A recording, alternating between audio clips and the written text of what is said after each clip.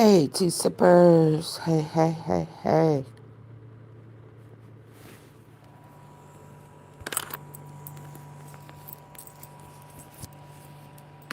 We're going to pick up where we left off.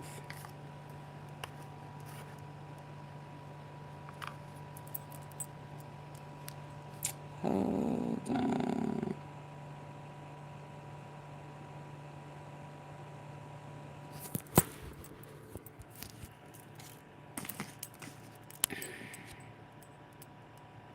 We're going to pick up where we left off. Hey, T-Sipper. We're going to pick up where we left off. Y'all ready to pick up where we left off?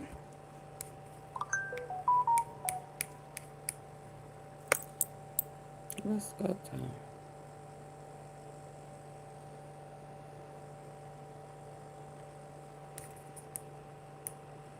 Y'all ready to, I didn't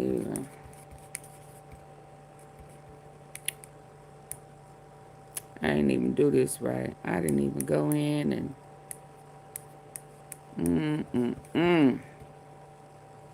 got sidetracked. Y'all please come on in. Come on in. Come on in. Hitting the like button.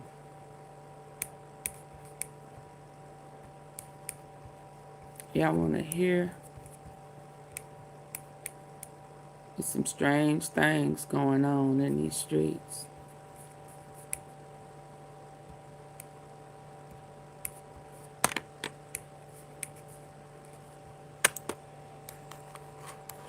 We're going to finish listening to old girl interview, Proffer interview. We're going to listen to these ghost-looking people, scary-faced people, talking about Trump and Melania. What's going on? I forgot.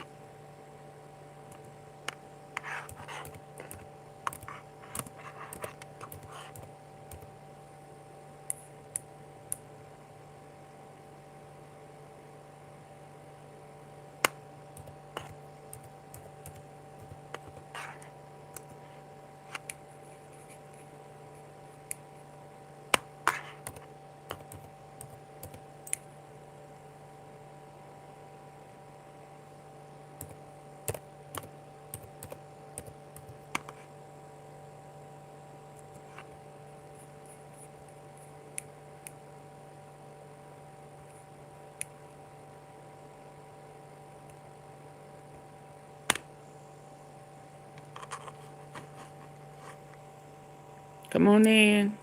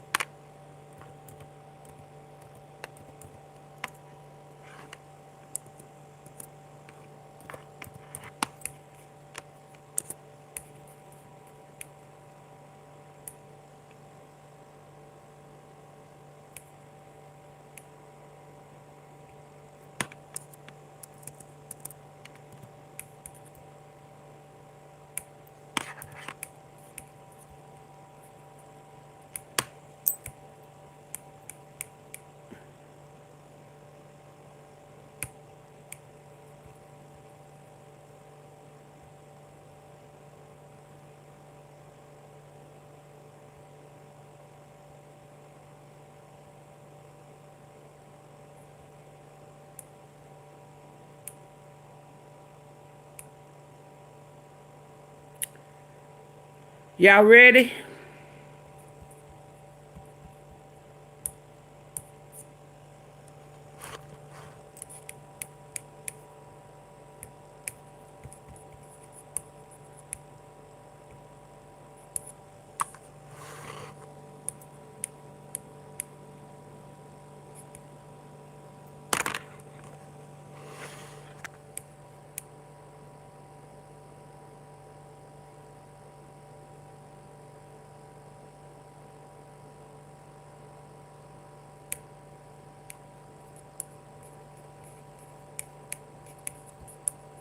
I can't find where that.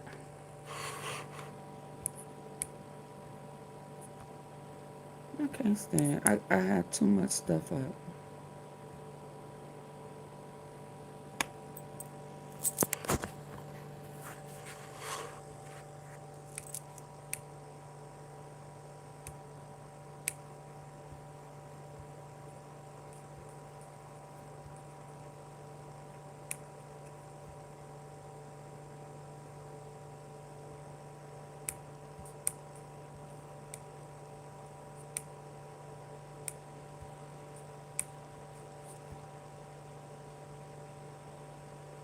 Hello, tea sippers. Come on in.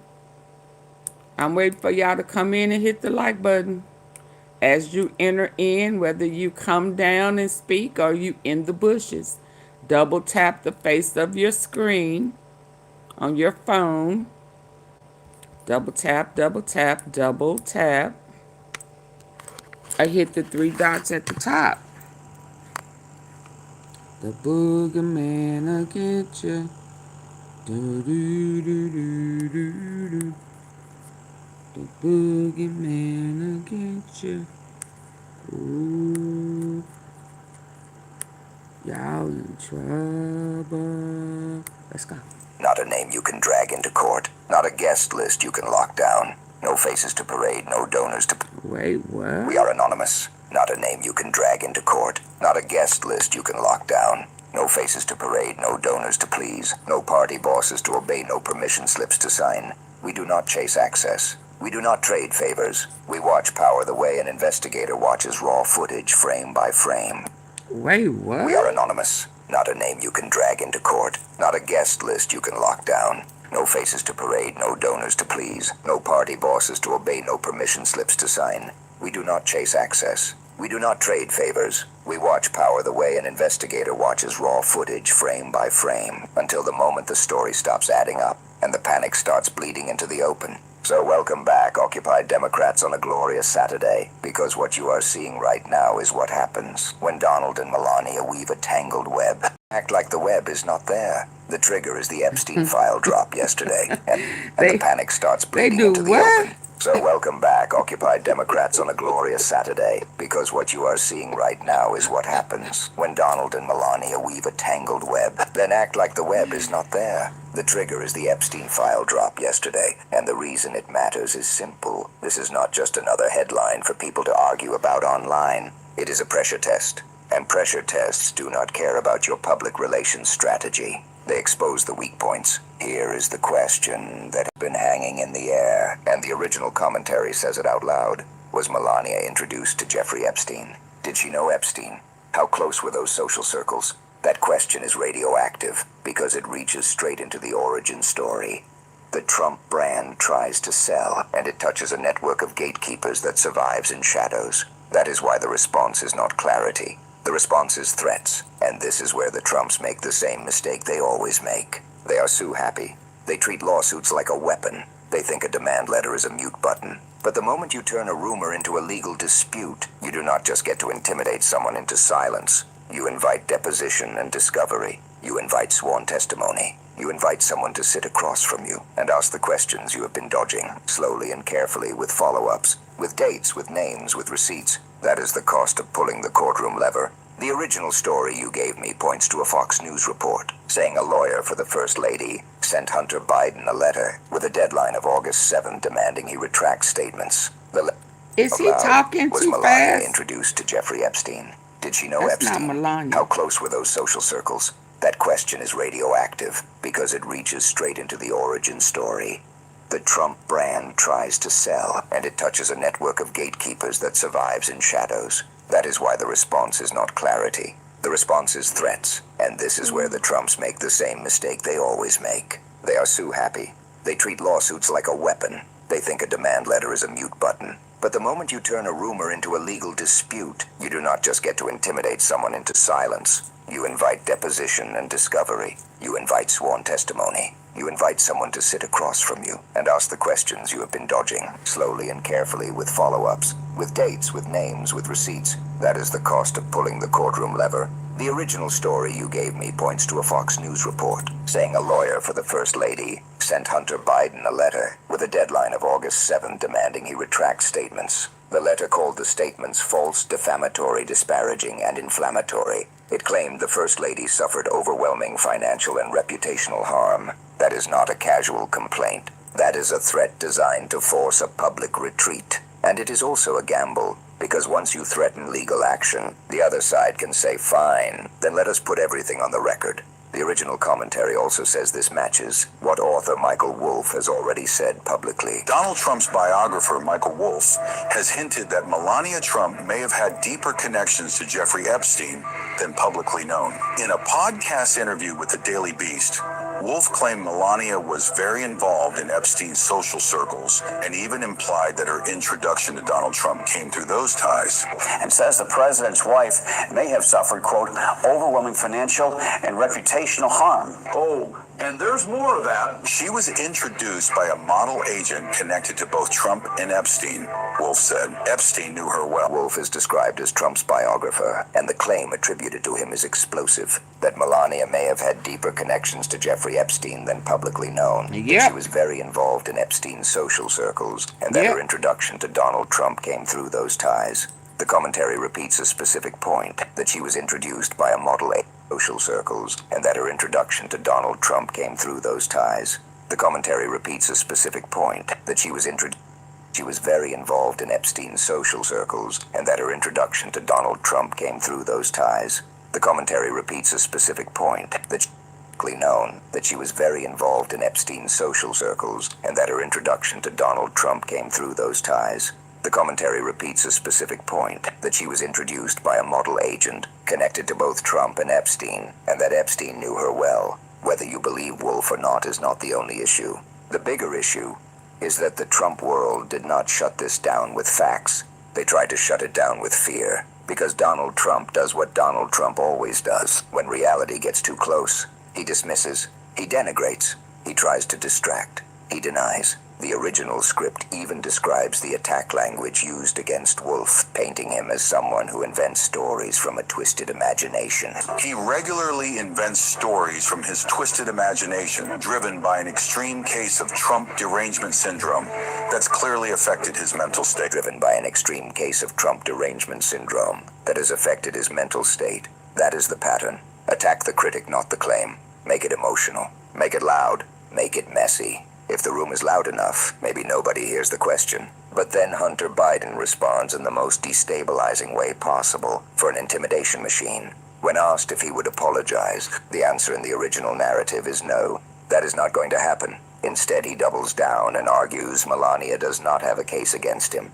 And then he turns the threat back around. Said he doubled down on his remarks, contending that Melania Trump does not have a case against him. If they want to sit down for a deposition and clarify the nature of the relationship between Jeffrey Epstein and the president and the first lady want to do that, and all of the known associates around them at the time, of whatever time that they met, I'm more than happy to provide them the platform to be able to do it. Read that again in plain English. The Trump world tried to scare him into silence. He answered by offering a stage under oath. That is why this becomes dangerous for them. A public argument can be managed. A timeline under oath cannot. In a deposition, you do not get to talk over the question. You do not get to rally a crowd. You do not get to post a distraction and hope everyone moves on. You answer or you refuse, and either way it leaves a mark. Discovery That haven't been working for him nowhere here lately. Relationships into public exhibits, and the Trumps have spent their entire careers trying to keep certain relationships safely inside the haze of rumor where they can deny, deflect, and move on. And then the Epstein file drop pushes a new public bloodstream, and the original commentary calls this monstrous for a reason. A picture is worth 1,000 words. The narration says people were already focused on the idea of a model agent connected to both Trump and Epstein. Then suddenly you get a new collision point.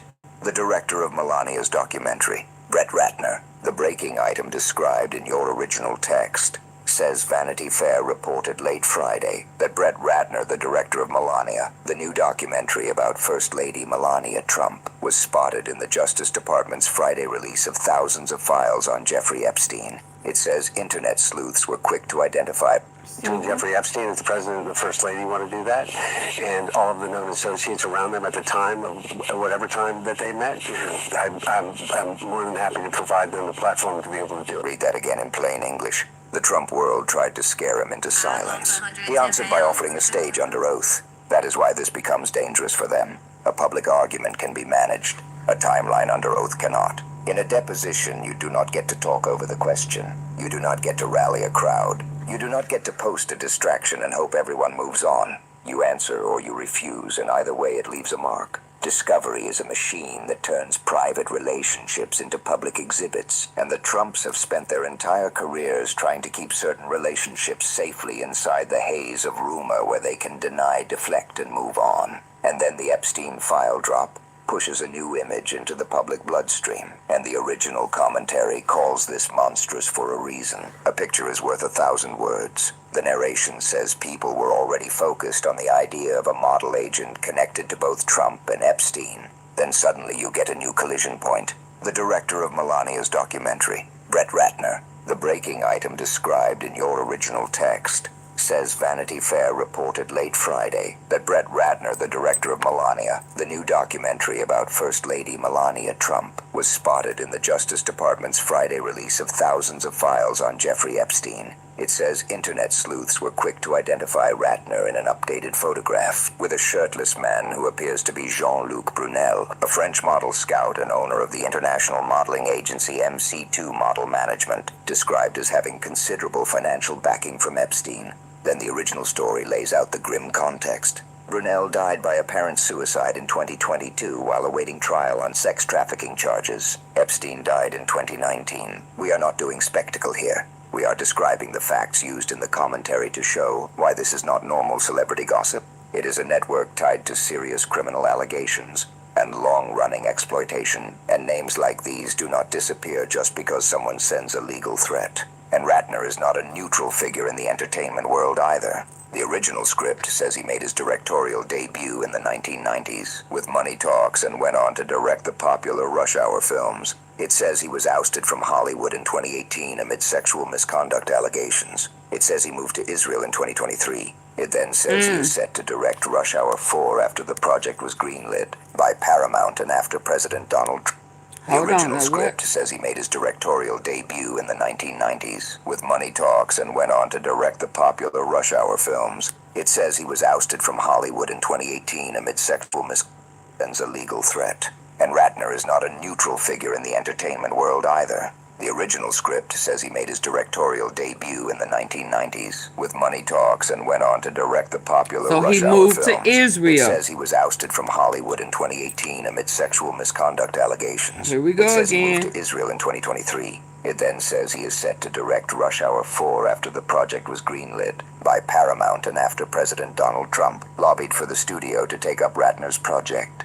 And it says Ratner was selected to direct Melania, set for release in select theaters on January 30th, 2026, Predator. with the film announced in January 2025, which the commentary interprets as a sign Ratner was still held in high regard among the Trumps, reinforced by Trump pushing for Ratner's other project. Then the narration adds the industry consequence that a major studio cut ties with Ratner in 2018 and did not renew a large financing deal after multiple women accused him of sexual misconduct. The point of including that detail was not to litigate those claims inside a YouTube script. The point was to highlight the judgment call. Of all people, the Trumps chose him to shape the public image of the First Lady. And now that choice is colliding with Epstein file imagery and a modeling world figure people associate with Epstein's pipeline. That is why the original voice drops the line. Lucy, you got some splaining to do. You got because some it is not one splaining to coincidence. do. It is multiple decisions, multiple associations, multiple overlapping circles suddenly visible at the same time, right when the Trump world is trying to shut down questions with legal threats. And here is the brutal irony. If the goal was to protect Melania's reputation, threatening massive litigation over Epstein-related remarks does the opposite. It amplifies the Did she get her story. nose It signals done to or the something? public. If the goal was to protect Melania's reputation, threatening massive litigation over Epstein-related remarks does That's the not opposite. Melania. It amplifies the story. It signals to the public this is the subject that makes us panic. It signals to journalists, dig here. It signals to everyone watching zoom in. Because people are not stupid. They understand incentives. They understand what powerful families try to bury. And they understand that silence is rarely demanded about something harmless. The original narration closes with a conclusion that matters because it is not a courtroom verdict. It is an observation about behavior. It says Melania is not going forward with the suit against Hunter Biden, and that might be a little telling about where the truth actually sits. It adds a cautious line people like to say, where there is smoke, there is not necessarily fire, but it sure feels like they are getting closer to a smoking gun. That is the takeaway. Not that every claim is proven, but that the Trump machine is walking toward a process that punishes secrecy. Lawsuits force timelines. Discovery forces documents. Depositions force clarity. And the Epstein file release forces the public to look again at the ecosystem around Epstein, including photos, names, and networks people would rather you forget. So stay frosty, like and share the video. Have a good weekend. And keep your eyes on what they threaten, what they file, and what they suddenly decide not to pursue, because powerful people do not back away from a fight when they are confident the record will protect them. Smoking gun. That is the takeaway. Not that it be a little telling about where the truth actually sits. It adds a cautious line people like to say, where there is smoke, there is not necessarily fire, but it sure feels like they are getting closer to a smoking gun. That is the takeaway. Not that every claim is proven, but that the Trump machine is walking toward a process that punishes secrecy. Lawsuits force time. Was his lips sideways? Were they slanted? Are them lips slanted? Are they leaning on the everlasting? Leaning. Are they slanted?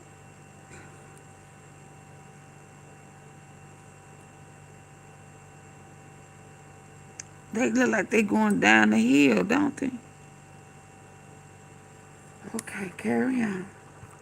Can y'all hear me? Can I get a 1? Can I get a 1 or 2? 1, you can hear me. 2, you can't. Can I get a 1 if you can hear me? A 2 if you can't? I just double tap the face of your screen. Say, I can hear you. I may be buffing.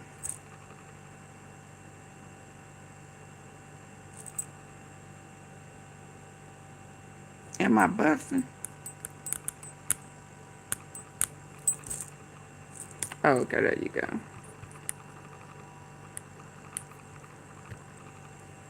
It adds a cautious line people like to say, where there is smoke, there is not necessarily fire. Thank you. But it sure feels like they are getting closer to a smoking gun. That is the takeaway. Not that every claim is proven, but that the Trump machine is walking toward a process that punishes secrecy.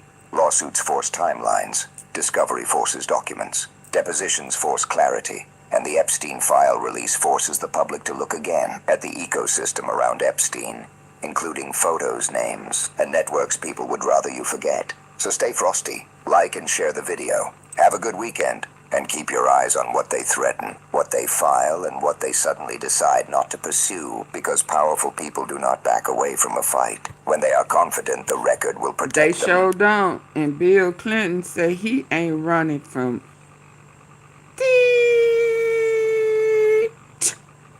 he ain't running. He ain't running. And so you can kiss Bubba again if you want to. Oh, you got one on Erica Kirk too? What you saying about her? Let's go.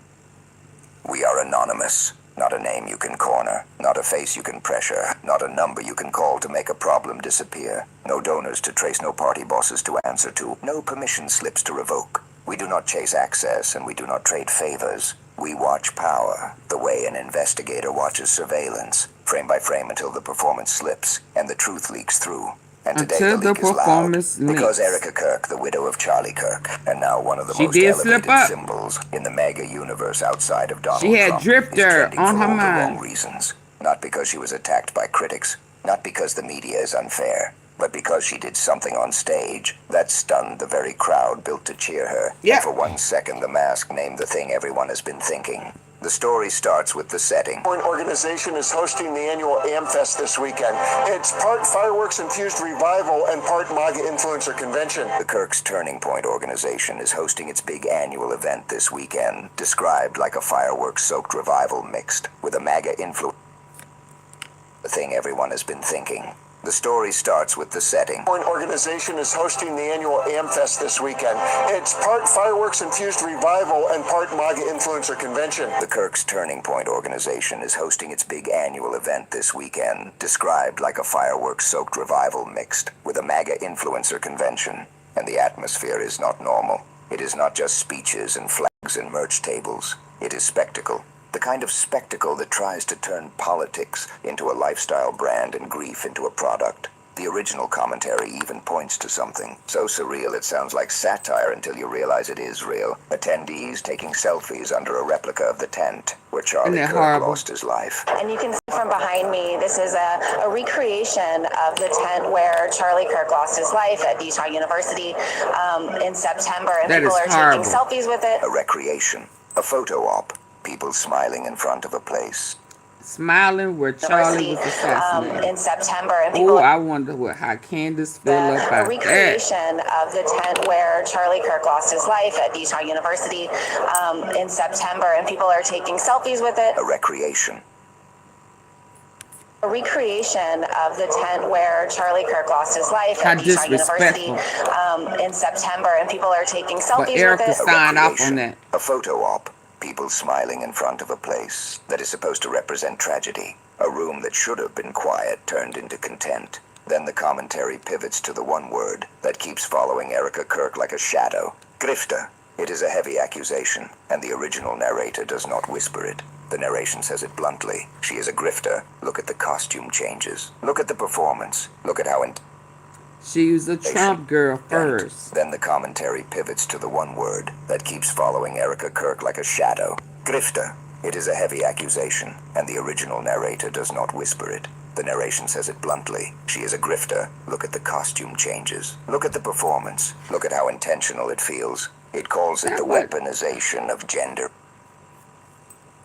It does not whisper it. The narration says it bluntly. She is a grifter. Look at the costume changes. Look at the performance. Look at how intentional it feels. It calls it the weaponization of gender and faith. It is harsh and it is designed to provoke. But the point is not just the insult. The point is the pattern. Because the original story lists the pattern like a receipt trail. In the last 3 months, Erica has reportedly been everywhere. Fox News, Hannity, The Five, Fox and Friends, Outnumbered, Megyn Kelly. Everyone grifts differently, as they say. Erica Kirk has been on more press stops in the last 3 months than most celebrities manage in a year. Fox News, Hannity, The Five, Fox and Friends, Outnumbered, Megyn Kelly, the New York Times Deal Book Summit, a $10,000 a plate fundraiser at Mar-a-Lago, and a 100,000 person memorial 11 days after her husband died. A book tour, a CEO announcement 8 days after his death. And the immediate assumption is this has got to be about money. She's cashing in, which sure, monetizing her late husband's death. She saw an opportunity and she took it. Sure, the money is definitely real. The fundraising and the book sales are also real. But if you think this is just about money, you're missing the actual story. What Erica Kirk is doing is not just building wealth. She is building something way more dangerous. We knew Kirk's death was the uncorking of a new level of political violence, but we did not expect this. We did not expect what she would do with this. And real quick, I am Lauren Paritra. The only way we counter voices like hers and his and the grift is to make sure better voices are getting heard. For somebody whose whole message is that women should just be at home with their children, making more children, she sure spends a whole lot of time not being home with her own children. And can we talk about the constant looking up to the sky thing? Every interview, every speech, her and her little raccoon eyes, tilts her head back like Charlie's about to parachute down from heaven. The New York Times Deal Book Summit. A $10,000 a plate fundraiser at Mar-a-Lago. A massive memorial 11 days after her husband died. A book tour. A CEO announcement 8 days after his death. The commentary says the obvious assumption is money. That grief is being monetized. Fundraising and book sales are real. But then it makes the bigger claim. If you think this is just about money, you are missing what is actually being built. Because what is being built is power. Movements like this always need a new face when the old one disappears. And Erica fits the role in a way the movement can use. She is not just a speaker. She is a symbol. The holy widow. The grieving believer. The gentle messenger She who got makes that. something She hard got and that extreme. thing going on, y'all. She is a symbol. She got that thing going on. Like Bondi. She got that. She got that. She got that. Whatever that is. Y'all, I need for y'all to double tap the face of y'all. That don't look like her. Double tap the face of your phone if you're listening in on your phone device. I'm 31 minutes in, 170 people in here with 17 likes. That's not going to work. So let's double tap. If you're on your phone, or hit those three dots at the top right corner. Come on.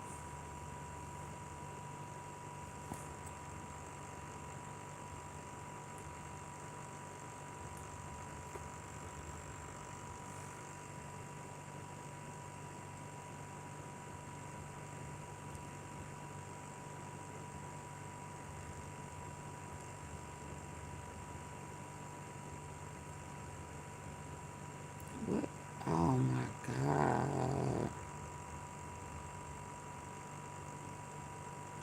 They got pictures of a baby on the piano. Did we see a piano in Epstein's house? Did we see a piano?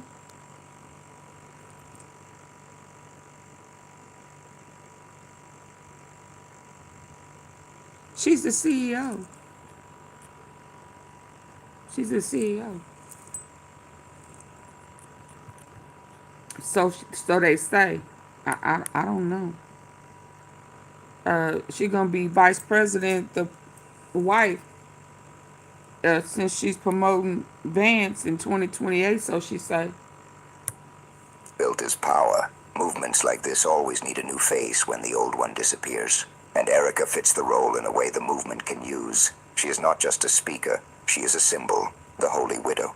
The grieving believer. The gentle messenger who makes something hard and extreme feel soft and safe. That is what the original commentary argues, and it is why people watch her so closely. Not because she is just another influencer, but because she can sanitize a harsh ideology with perfectly timed tears and God language, and suddenly the same politics look nurturing instead of dangerous. One commentator in the original script, Lauren Paritra, highlights the hypocrisy angle with a sharp observation. For someone whose message is that women should be home with their children making more children, she spends a whole lot of time not being home with her own children. The same voice points out the repeated stage mannerisms, the looking up to the sky in every interview like heaven is part of the lighting design. It calls it weird, not in a petty way, in a pattern recognition way. Because when grief becomes a routine performance, it stops reading like mourning and starts reading like branding. And then comes the moment that makes this whole story explode.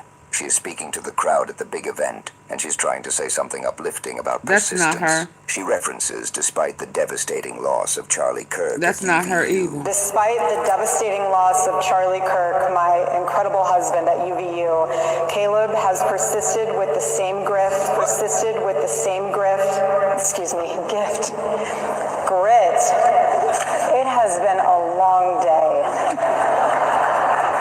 Trust me, you're not a grifter, honey. It's all good. She praises a student named Caleb. She tries to say the student persisted with the same grit, but her mouth chooses a different word first. The word that has been chasing her online. The word her critics keep shouting. She says grift, on stage, into the microphone, in front of a room built to protect her. There is an instant pause. The crowd reacts. You can hear the shock. You can hear the confusion. And she tries to correct it mid-sentence. She stumbles through it, moving from grift to gift to grit. And then she laughs it off with "It has been a long day." Someone on stage tries to reassure her. She has a basically couple saying, of "You are not a them grifter, faces it is too. all That's good." not her either. But the damage is not the stumble. The damage is the reveal. Because a slip like that does not come from nowhere. It comes from a mind that has been living with that accusation. It means the word is in the room with her, even when she is trying to speak about faith and legacy. And it means she knows on some level what people are seeing. Is a grifter, and just look at the costume changes. Look at the costume changes. Look at the affect and how she does that. It's wild. This woman should be kicked to the curb. She is an absolute grifter, just like Donald Trump and just like her unrepentant, racist, homophobic husband was. This is intentional weaponization of her gender and her faith. That her grief tour is not being received. Keeps following Erica Kirk on a sparkly tour of grief. As pure devotion by everyone watching. And this is where the criticism sharpens, because the story is not asking you to laugh at a mistake. It is asking you to look at the mechanics of a movement that turns Be kicked to the curb. She is an absolute grifter, just like Donald Trump and just like her unrepentant, racist, homophobic husband was. This is intentional weaponization of her gender and her faith. that her grief tour is not being.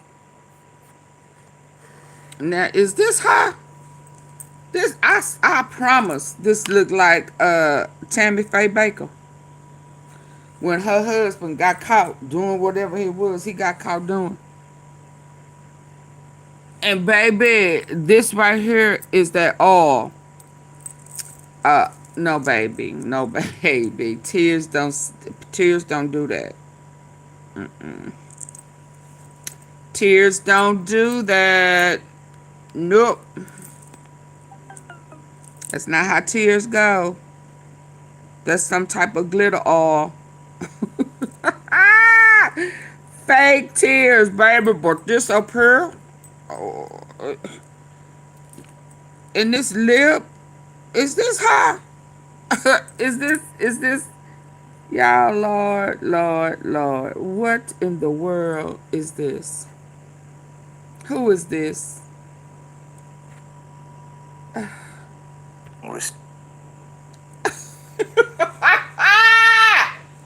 Who? What?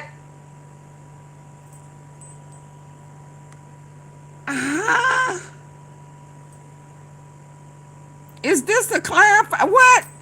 So somebody drew her a face. Is this?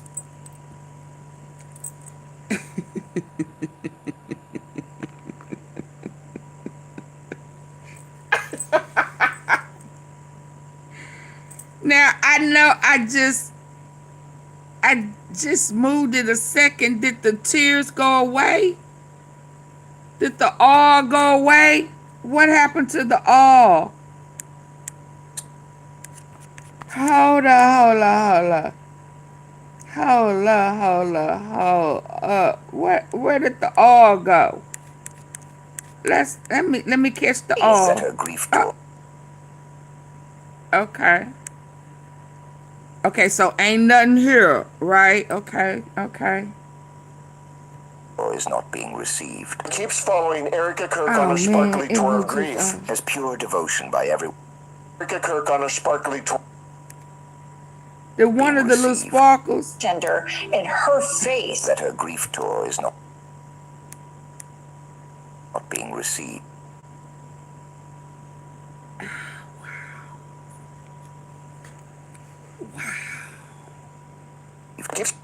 Does she know she made that face, y'all? And her Do she face. know That she her made grief that? drawer Oh, is not so she done moved her hand, right? She done already wiped. Something fell. Wow, girl. I just didn't know. being Thank you, Max, for the floating hearts. Thank you, Queen. What, baby? received.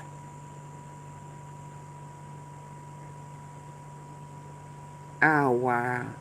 Keeps following Erica Kirk on a sparkly tour of grief. Has pure Wow. devotion by everyone watching. And this is where the criticism sharpens, because the story is not asking you to laugh at a mistake. It is asking you to look at the mechanics of a movement that turns everything into a transaction. In that world, even tragedy becomes a funnel. Wow. Attention, then loyalty, then donations, then influence, then access to the next rung of power. That is why the original script says if you only see money, you are missing the real story. The real story is that the death of Charlie Kirk is being used as a launching Thank you, platform Miss for a new Tom. kind of political influence, one wrapped in soft lighting and religious language. Oh, there go his dad, Devotion Big by Daddy. everyone watching. And this is where the criticism sharpens, because the story is not that's- asking you to laugh that's at a who gave the mistake. green light It is on it. asking you to look at the mechanics of a movement that turns everything into a transaction. In that world, even tragedy becomes a funnel. Attention, then loyalty, then donations, then influence, then access to the next rung of power. That is why the original script says if you only see money, you are missing the real story. The real story is that the death of Charlie Kirk is being used as a launching platform for a new kind of political influence, one wrapped in soft lighting and religious language, but still serving the same machine. And if you want to understand why What's this on feels his so eyes? disturbing to Hold people up, outside hold the up, bubble, hold up. look back at that replica Did that tent. Look reptilian at what it pop out? What was symbolizes. that? And religious language, but still. What's what?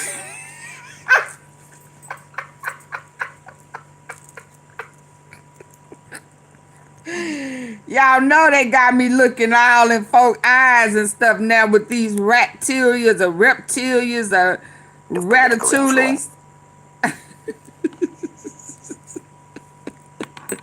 Hey, Duke. Hey, what was that? Hey, Naturally Nolans, did I go in her eyes to make a... That's his skin giving up hope. What in the world? One wrapped in soft lighting and religious language, but It's the whoever did this video, they did that right. You know, he too young for all of that. He knew Trump was betraying him. What in the world going on with his eyes? still serving the same machine. And if you want Machine. Oh Lord, here we go.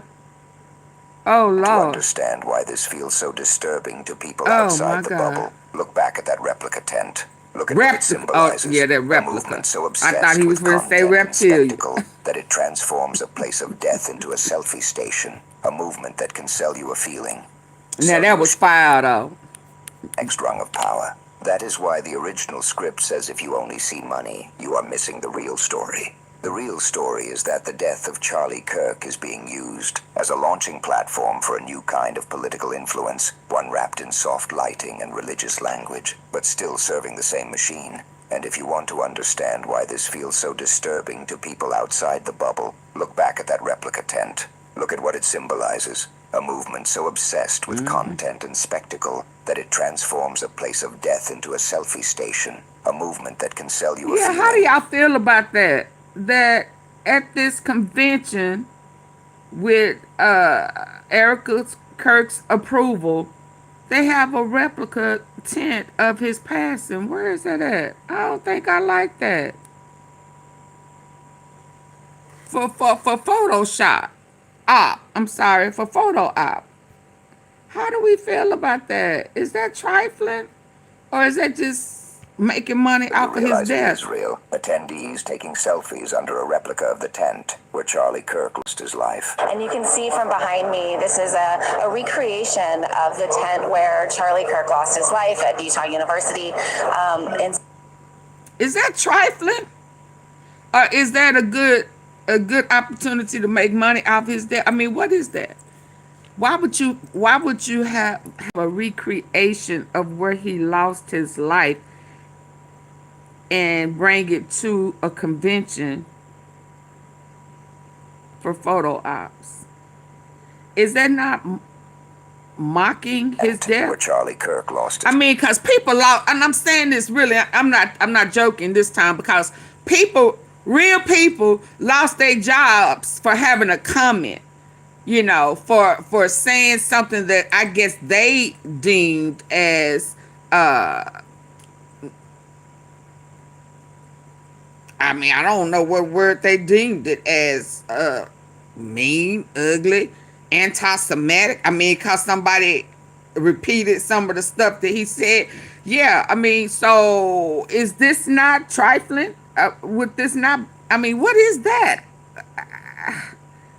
I ain't never seen none of us do nothing like that, have we? No, I don't think so. life. That's kind of like saying at the Mo 3 day they have a concoction bill like it's on the freeway where Mo 3 was gunned down, or at ADOLPH Day, you know, they have a little photo op, you know, structure build up like it's a cookie spot where people to come up and, you know, who does that? It's supposed to have been traumatic. I mean, yeah, I mean, people lost their job for having comments about him or the things that he said, just repeating the foul crap that came out of his mouth. They lost their jobs, and now it's okay for them to recreate his death. You know, I mean, I'm speechless. But they should have had a little dummy, a little dog, built, sitting on the stoop, leaned over to the side, you know, with what is those tubes coming up his t-shirt, you know, to make it seem like blood was shooting out. I mean, if he really did lose his life, I think he went down to that tunnel thing, and they just switched people. We don't know what happened. His homeboy said, hell, he was dead in the car. Now they saying he died in the hospital. I mean, we really just don't know, do we?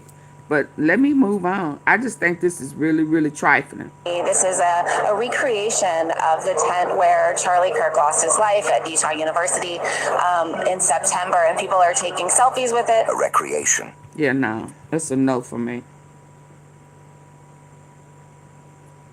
Let me move on back up here so we can go to something else. Used as a launching platform for a new kind of political influence, one wrapped in soft lighting and religious language, but still serving the same machine. And if you want to understand why this feels so disturbing to people outside the bubble, look back at that replica tent. Look at what it symbolizes. A movement so obsessed with content and spectacle that it transforms a place of death into a selfie station. A movement that can sell you a feeling, sell you a shirt, sell you a narrative, sell you unity, and then move you straight into the next rally, the next fundraiser, the next campaign. Dude, what do you now do this here is time? where we aim the lens at Charlie Kirk himself, because you asked for criticism and you deserve clarity. The ideology he helped popularize did not just happen, it was engineered. Turning Point style politics is built on outrage. To take a picture, I wonder how much that picture cost. It is built on turning I hadn't education seen into rainwater. suspicion, journalism into treason, and democracy into a team sport where the goal is domination. Dude, in all fairness, they say, oh boy, home, you may need to do a wellness check. Make sure he all right. Make sure he all right. And do a wellness check. Governance. That is why political violence keeps rising around this ecosystem. When you train people to see opponents as existential enemies, you eventually get someone who stops hearing metaphor and starts hearing permission. So when the original commentary calls Charlie an unrepentant racist and homophobic figure, that is a moral indictment from that narrator, and it reflects how many critics view the movement he represented. Whether every label fits is not the point of the analysis. The point is that the movement has long trafficked in demonization, and demonization always has consequences, even if the leaders pretend they're just doing entertainment. And now Erica Kirk is positioned as the emotional shield for that same movement. That is the key. Y'all make sure y'all check out the Mo3 sector this week. Mo3's bodyguard, the boogeyman, you know, he played both sides, so he out of prison.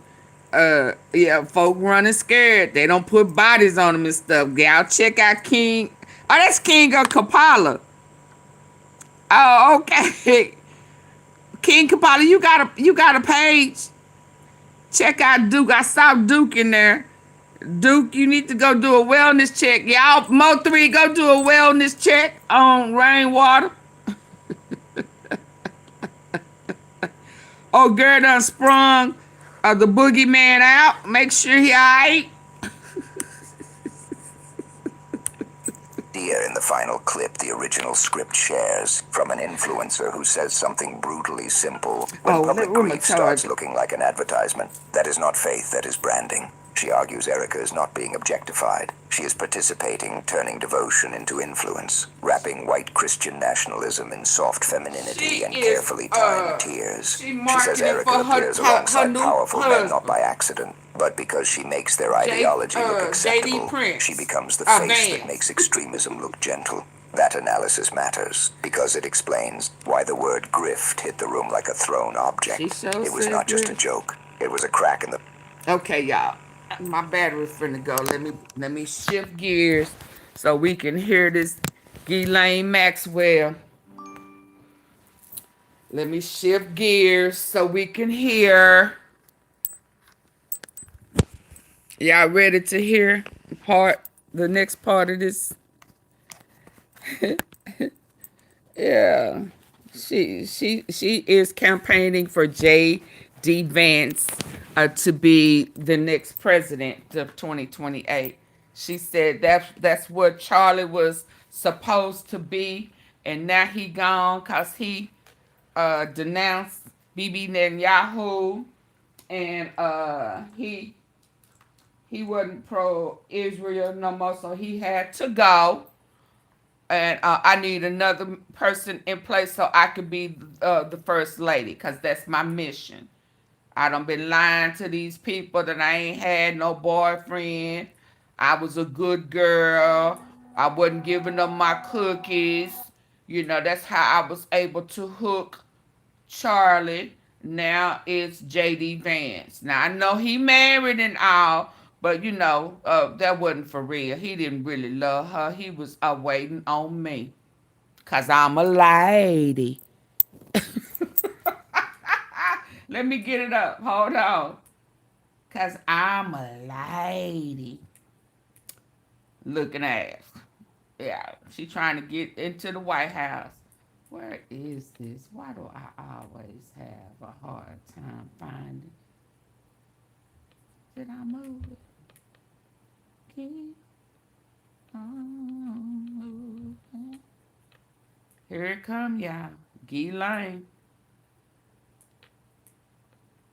I need for y'all to get the likes up. Double tap the face of your screen. Whatever happened in 2005 and he became arrested in 2000. So when he's charged and arrested in... Could y'all hear that? So we're continuing the Proffer interview with Ms. Maxwell. The time is 11:07 a.m. on Thursday, July 29th. All right. So, just picking up where we just stopped. So can y'all hear? You have basically a break. Well, not a break. That's the wrong word. But your relationship with Mr. Maxwell, professional and other changes in 2003, 4. Yeah, I mean, over the time that I stay with Ted, the more time I'm with Ted, the more distance I have with him.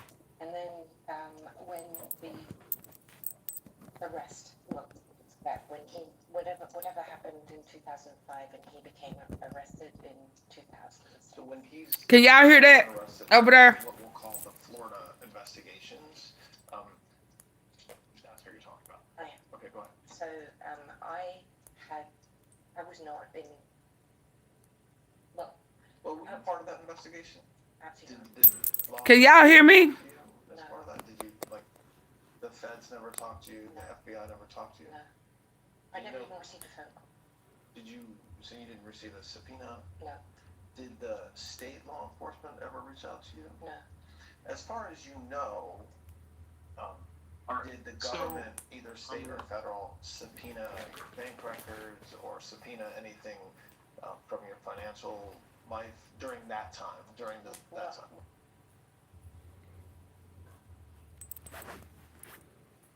Y'all, can y'all hit the like button, please? Double tap the face of your screen. Get the likes up for me. If you're on your phone, double tap. If you're on your computer, get to those three dots at the top. Where is that thing? There's three dots at the top right. And it'll take you to the like button. Please don't make me sing my like button song. You know I ain't been having no honey here lately, so I don't tell you what it's gonna sound like. Oh, here it is. Can y'all double tap for me? Or y'all want to hear me sing this song with my cracky voice? It's up to you. Hit the like button. Hit the like button for AunTeaFee. Hit the like button. Y'all come on, double tap. I'm gonna hit a low note. There we go.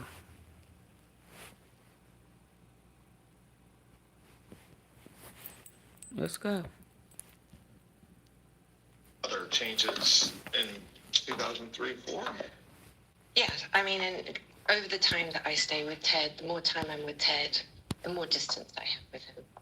And then when the arrest, well, let's go back, when he, whatever happened in 2005 and he became arrested in 2000. So when he's charged and arrested in what we'll call the Florida investigations, that's what you're talking about. I am. Okay, go ahead. So I was not in, well, were you part of that investigation?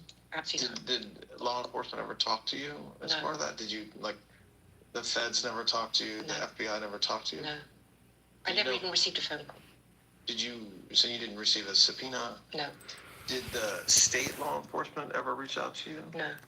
As far as you know, did the government, either state or federal, subpoena your bank records or subpoena anything from your financial life during that time, that time? Not as far as I'm aware. Now, if they did, I don't know it, and I have no idea about that. To be honest, but I'm not aware of it, and I would say no. But maybe you guys do things that I don't know. So how did you learn of that case when Mr. Epstein was arrested, or did you know that something was happening before then? The first thing I knew was he had told me he was deciding to redecorate the house in Palm Beach. Didn't surprise me. It was like a rolling situation. But by that time, are you like, he tells you because he wants your help, or had your relationship changed by this time where you were no longer kind of acting as his general manager? No, I was still around. Get your lie together, girl. I was with Ted. I was traveling. I wasn't daily. If you'd asked me where he was in any given time, I'm not sure I would have known then. I mean, it was. I felt like I suppose the relationship moved into sort of like a long-term friend, family. You know, like I felt he had with Eva, if I'm honest. Yeah. Okay. So he says to you he's going to redecorate the Palm Beach house. He asked me specifically which decorator he thinks he should use, because I had a lot of contacts with decorators and. You had a whole He bunch was of not like most contacts people. because you was a madam. He was useless at maintaining relationships with people who worked for him. I'm not. So, anyway, so I think I recommended. Now you 100% think sure you 'cause it's a long time, recommend but I it. think I recommended Mark Zeff at that time. Who? Mark Zeff, Okay. I believe. And I don't know why. I don't remember. That's all lost to time. But anyway, at some point, I think his mother had died now. I can't remember the timing of all of that either. Okay. But I ended up in Palm Beach, and he had asked me to come and look at the swatches or whatever he was doing, because they had laid it all out over the house and various things, and I think he'd asked for my opinion. That's my memory of this. It may also be that Ted and I were going to Palm Beach because Ted had a golf match or something. There was a reason I was in Palm Beach. It wasn't solely, maybe that's not true either. I don't know. So, Okay. there's sometimes I went to Palm Beach because Ted was there. I don't know if that's part of that time or not. Or Ted went there and left me. I don't know. Something. Anyway, I was there. No, that's not either. No. Girl, get your At some point story. in that time, I saw all the swatches at some point in 2005, I think that was. And then I believe, I don't remember. I think I got a phone call, actually. I wasn't in Palm Beach. I think I got a phone call that there was a police at his house or something. There was So would you got a phone call from him, or you think you just told by somebody that knew that it happened, or don't you remember? Definitely not him. Okay. I think it would have been the houseman. So when that happens, whenever it was, that's kind of the first time you know that Mr. Epstein's being investigated for. I didn't even know I didn't even understand. Okay. I didn't have a context for that. It was like, I didn't even know. I didn't know. I'm not sure even what I was like, that's weird. After you find out about it, what happens with your relationship I asked with him what was going on. And he said, not to worry, nothing, don't worry about it. And then it all went quiet. He didn't say, he didn't share. I wasn't part of it at all.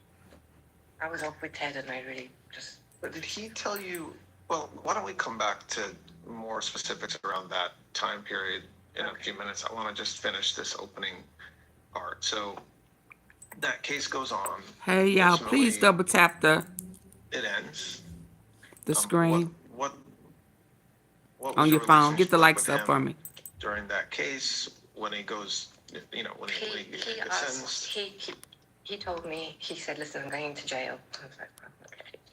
And he goes, I'd like you to stay on board to manage the properties, the animals, this and that, and just stay put, and I'll continue to pay you in case there's any emergency. I don't trust anyone. And I was like, okay.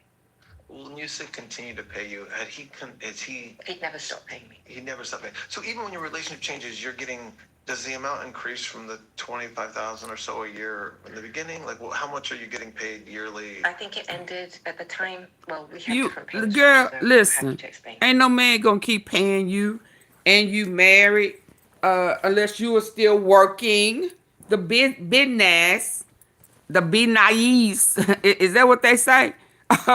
You still working? Yeah, that's why you was still getting paid.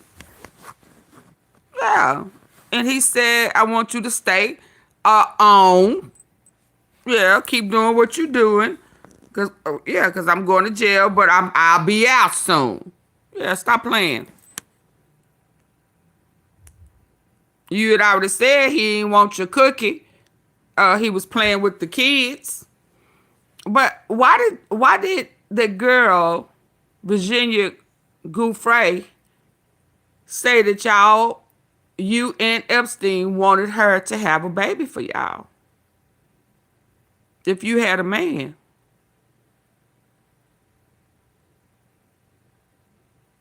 Oh, you can't hear me? Oh, you going back to your jail cell now? I think salary-wise, if I'm right, it ended at around $250,000 a year. How much? $250,000, $250,000. And when did it end? When was that it stopped? 2008 or 9. So 9. When did he come out of jail? Whenever he came out of jail. Okay. So, and over the years, it increased from what you said was you thought about 25,000 to 250,000. That's between like early 90s until 2009 or 10, whenever he stopped. Is that right? Yes. And how were you paid? W-2.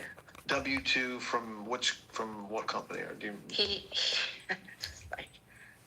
He just moved me around. I went to this company, that.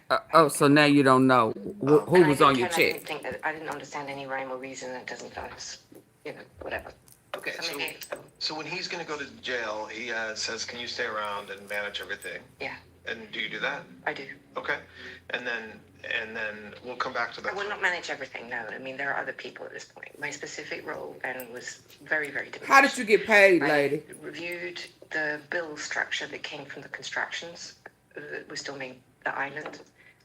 Okay. And wherever else I was going, Paris at this point, because I speak French. I'm fluent in French, and also my relationship with the French decorator was critical to him.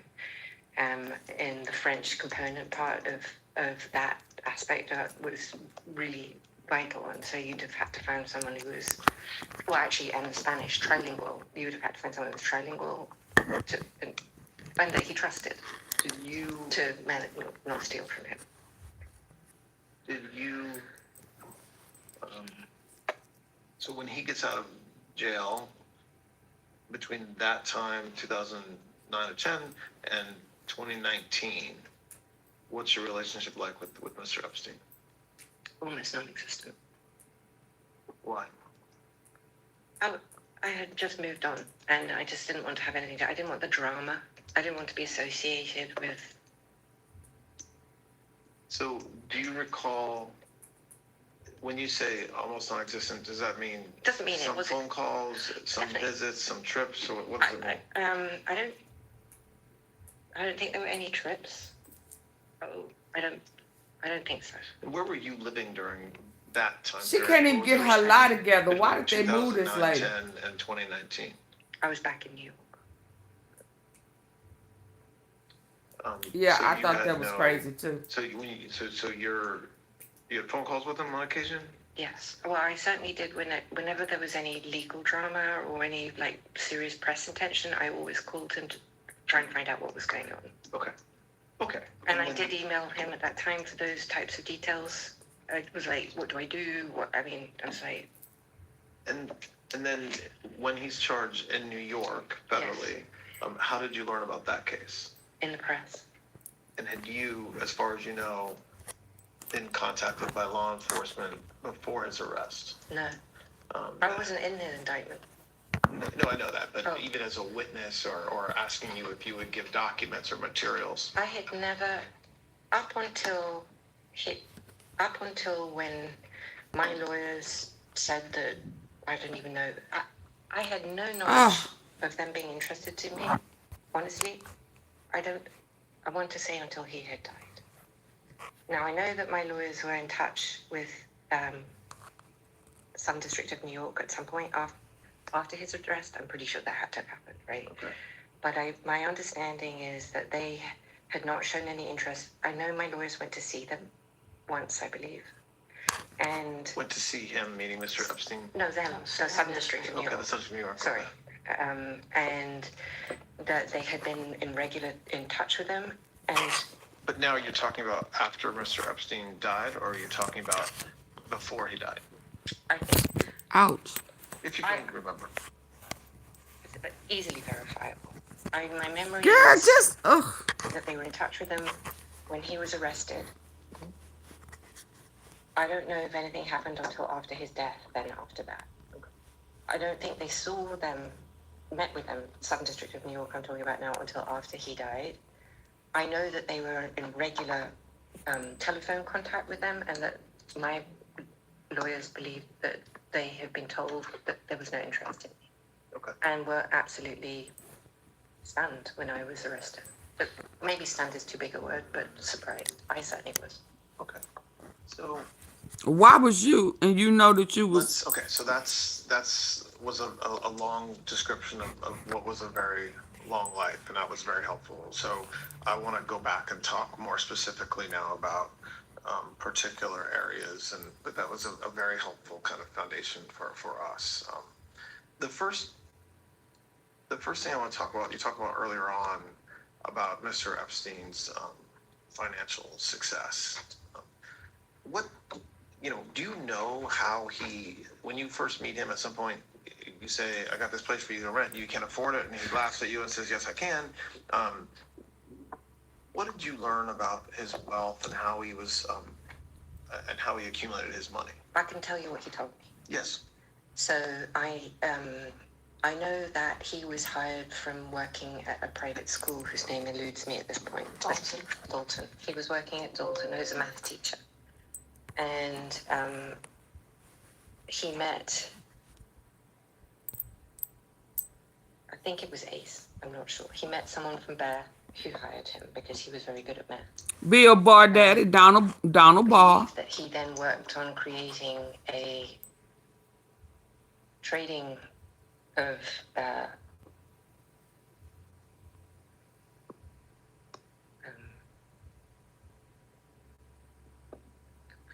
just describe it. It's okay. Go ahead. He kind of came up with some new type of trading system. Not a system so much, but as a vehicle, a trading vehicle. Okay. I'm just escaping right now. And this is while he was working at Bear. At Bear Stands, yes. Okay. And And was this before you met him? Yes. So this is what he told you? Yes. Or what you learned? Yes. This is what he told me himself. And so, and then eventually he starts a financial firm? Do you know that to be true or no? J. Epstein and Company, you ever heard of I think it's, yes. So hang on a minute. So this I did not know, but this I had subsequently learned is that he had some problem or some issue at Bear Stands, and there was some disagreement. He wasn't fired because obviously he was still very friendly with Ace and with Jimmy, at least by the time I met him. But they were working with him, and he had money at Bear Stands. His money, his client's money. I'll come to that. But he he told me himself that he started a business where he looked for stolen money. So if somebody, let's see, trying to think of some intelligent way to say it, but I can't think of anything. I've been with, not great. I'll give it to you. So let's say you have El Chapo, where he comes from, but anyway, we've got El Chapo, and El Chapo's laundering money, or he's working with the Sinaloa cartel, and he steals money from the Sinaloa cartel, and he moves it to wherever. So he's got stolen money from the Sinaloa, goes to it. This didn't happen. I'm just coming up with something in my head. And the Sinaloa says to Epstein, can you track down my $1 billion that the other cartels stole from me? And Epstein will go and find the $1 billion and will take a portion of the money that was stolen. See how the Cindeola came up in there again? I mean, that would be on a Hey, Dorothy. basis. No, but like what you just described, which I appreciate, was just a Please, that was completely hypothetical. That would involve like, so two kind of drug cartels stealing from each other. Practically speaking, he was more of a businessman. So here's how I think that started, is that he had a girlfriend. It was always you're always to the girls. I guess there was a girl whose name will come back to me. Maybe not whilst we're here, but I don't know, maybe. There's a woman. There's always a woman. And she was the daughter of a billionaire, for instance. And that billionaire, whatever his name was, had some money stolen. And for some reason, this woman introduced Did we know this, y'all? I think that's how that business started. That's what I remember. And is that something he told you about, or something that happened while you knew him? No, something he told me before I met him. And so when you meet him, and once you're part of his life in the early to mid 90s, did we know this? Doing to make money that you see, he was finding stolen money. Learned is that he had some problem or some issue at Bear Stands, and there was some disagreement. He wasn't fired because obviously he was still very friendly with Ace and with She Jimmy, playing stupid, but she at still least by the talking. time I met him. But they were working with him, and he had money at best. So his money, his client's money. Well, I'll come to that. But he told me himself that he started a business where he looked for stolen money. So if somebody, let's see, trying to think of some intelligent way to say it, but I can't think of anything. I've been with, not very, I'll give it to you. So let's say you So have he El was Chapo, hacking? where he comes from. El With Chapo. El Chapo. And El Chapo's laundering money, or he's working with the Sinaloa cartel, and he steals money from the Sinaloa cartel and he moves it to wherever. So he's got stolen money from the Sinaloa goes to it. This didn't happen. I'm just coming up with something in my head.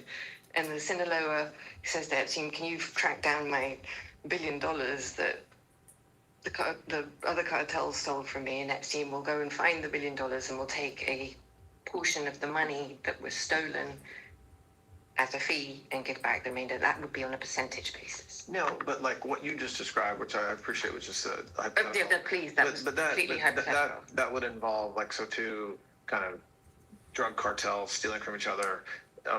Practically speaking, he was more of a businessman. So here's how I think that started, is that he had a girlfriend. It was always always to the girls. I guess there was a girl whose name will come back to me. Maybe not whilst we're here, but I don't know, maybe. There's a woman. There's always a woman. And she was the daughter of a billionaire, for instance. And that billionaire, whatever his name was, had some money stolen. And for some reason, this woman introduced Jeffrey, and Jeffrey, I think that's how that business started. That's what I remember. And is that something he told you about, or something that happened while you knew him? No, something he told me before I met him. And so when you meet him, and once you're part of his life in the early to mid 90s, what is he doing to make money that you see? Does he have clients? Does he have rich clients? Does he have famous clients? And how, and what, if he does have clients, what service is he providing them? He does have, well, obviously there's the one very famous client that everybody talks about, which is Les Wexner. And that was a very important client to him. And I think it's probably helpful to describe what I know to be true about what he managed for us. And there's some bits that I'll be improvising. Is somebody talking in the back? I want to just make you understand I was not part of Epstein's business world, except tangentially and obviously. Kind of drug cartels stealing from each other. Practically speaking, he was more of a businessman. So here's how I think that started, is that he had a girlfriend. It was always to the girls. I guess there was a girl whose name will come back to me. Maybe not whilst we're here, but I don't know, maybe. There's a woman. There's always a woman. And she was the daughter of a billionaire, for instance. And that billionaire, whatever his name was, had some money stolen. And for some reason, this woman introduced Jeffrey, and Jeffrey, I think that's how that business started. That's what I remember. And is that something he told you about, or something that happened while you knew him? No, something he told me before I met him. And so when you meet him, and once you're part of his life in the early to mid 90s, what is he doing to make money that you see? Does he have clients? Does he have rich clients? Does he have famous clients? And how, and what, if he does have clients, what service is he providing them? He does have, well, obviously there's the one very famous client that everybody talks about, which is Les Wexner. And that was a very important client to him. And I think it's probably helpful to describe what I know to be true about right there, what he managed for us. And there's some bits that I'll be improvising. Yep. I want to just make you understand I was not part of Epstein's business world, except tangentially and obviously. So what I'm talking about is what I observed or what I overheard or what I saw within the business, but I wasn't responsible for any of the client's money or anything like that.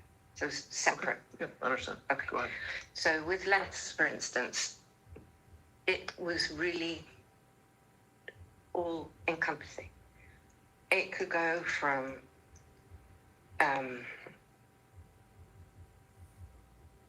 the structure of the business. So he structured or restructured the limited. I know that. And I'll come back to that because I also traveled with him and Les. And I was in business meetings with them on the plane when they were there. So I could observe and I could hear some of this. And whilst I'm not necessarily terribly business sophisticated, I'm sophisticated enough to be able to at least have some knowledge of what was happening. All right, so then he restructured the business. He restructured his entire personal finances and would also handle all of the investment strategy. Yeah, it's probably 100% Mr. Wexler, you said. Sorry, yes. This is all Wexler I'm talking about now. So let's say you had $1 billion to invest. So you would, in people's normal investment portfolios, you'd have, some T-bonds and this and that. But Epstein's strategies would be much more sophisticated than that. And so just staying with Mr. Wexler, from what you heard or saw, is Mr. Epstein paid by him in percentages? Like, so there would be a deal and he would be paid, or did you understand it to be like a flat fee? Was he a business partner? Like, how did you understand him to be paid? I think it was more a la carte. So let's say, this is a conversation actually Epstein told me. So illustrated for me, said if I saved someone $5 billion, he would take a flat percentage of that $5 billion. He wouldn't have $5 billion back into it. When you say you think that, is that because you heard him talking about that, or you? It'd be a combination of both. I certainly told me that, and I heard him talk to people like that. I couldn't. Sorry. No, go ahead. No. Did Mr. Wexler gift a property in New York to Mr. Epstein? So we're talking about 71st Street. So I don't know what the business deal was. Because again, I'm not part of his business thing, but I think what happened would be that, let's say Les owed him, theoretically, for his services, 100 million or whatever it was. He could have traded that against the property. What type of services Did you know is that that? happened, or do you remember whether there was conversations about that, or are you just thinking that could be one way that it happened? I'm not sure. And I'm not trying to be, I just don't remember if that's something I know, or if that's something that I remember, or if it's something that I subsequently know. I believe that to be what happened. Why but I are don't want you to tell mentioning that I it if you haven't. don't know? Does that make sense?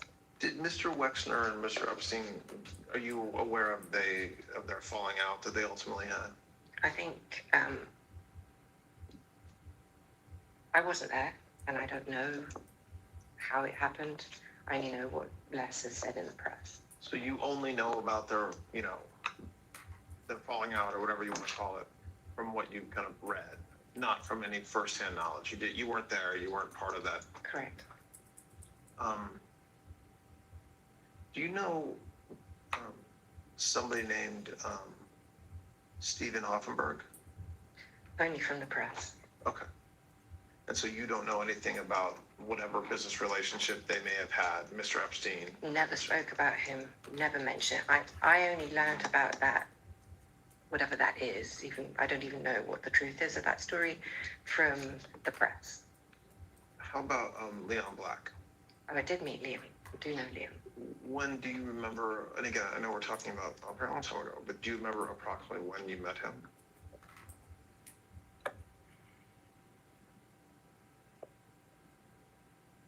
I could have met Leon, not really. So I might have met him, nothing to do, because Leon Black is very good friends with other friends of mine. I would have met him, when I say socially, I might have met him. How Leon and Epstein became really good friends, I'm not sure. But not through you, as far as you. Not through me, as far as I know, no. In fact, I'm sure that's not through me.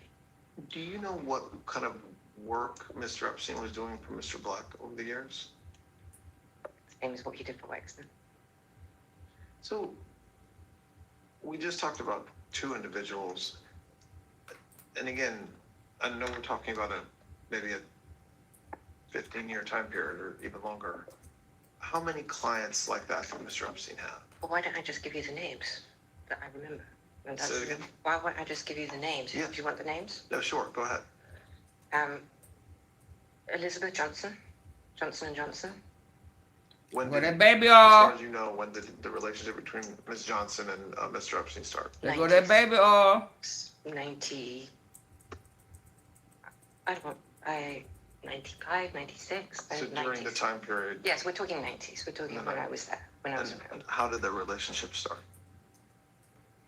I don't know how he became that friendly boy. He ended up managing her money. I wasn't there. I mean, I really had a separate life. We really had separate lives, Okay. except where they sagged. But it wasn't from It wasn't from me. from you. No, it was not. Okay. And what's your understanding of what Mr. Epstein did for Ms. Johnson? Same as what he did for Wexner. And when and you have to understand, it went down to in tiny detail. So I remember, this is an actual memory, that he would make the contracts for the maids, for the people who worked in their homes. So he would assist his clients at times with, you're saying, with even small things like contractual He relationships. said with, no with detail was too small because everything that affected how they lived and how they managed their life was something that he felt he was, if they wanted, would be responsible for, to make sure that the contract, so that if you had to fire someone, it wouldn't come back and sue you, or if that sort of thing. Okay, so Mr. Black, Mr. Werner, Ms. Johnson, who else? Name.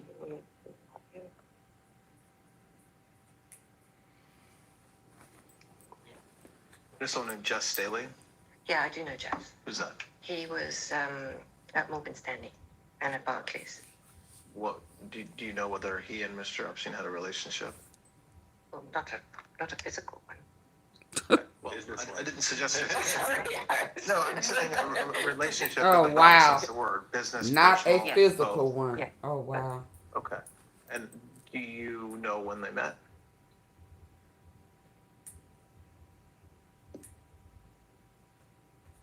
No, I don't know when they met. Um, But you can time it. No, I don't know that you can. No, I don't know.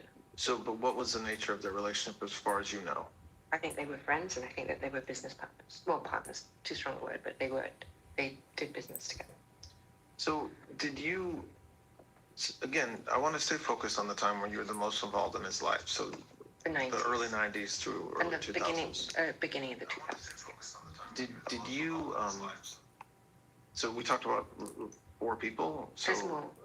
were there more? Oh, Okay. yes, there was more. There was a lady whose name I just can't. Can I get my book? Maybe I wrote them down. Sure.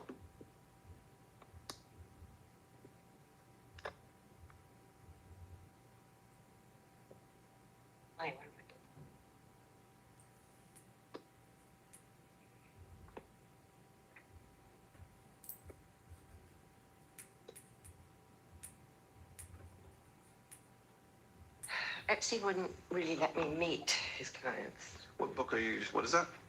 I'd write some notes for the meeting. Okay, great. Is Okay. that right? No, that's fine. I just was curious what we're looking at. Oh, okay.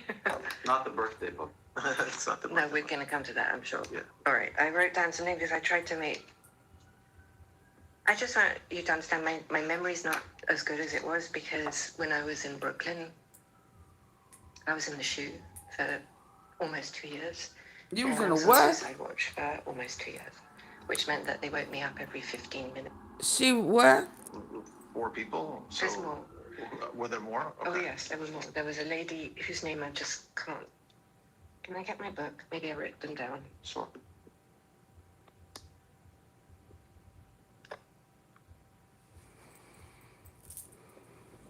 Anyway.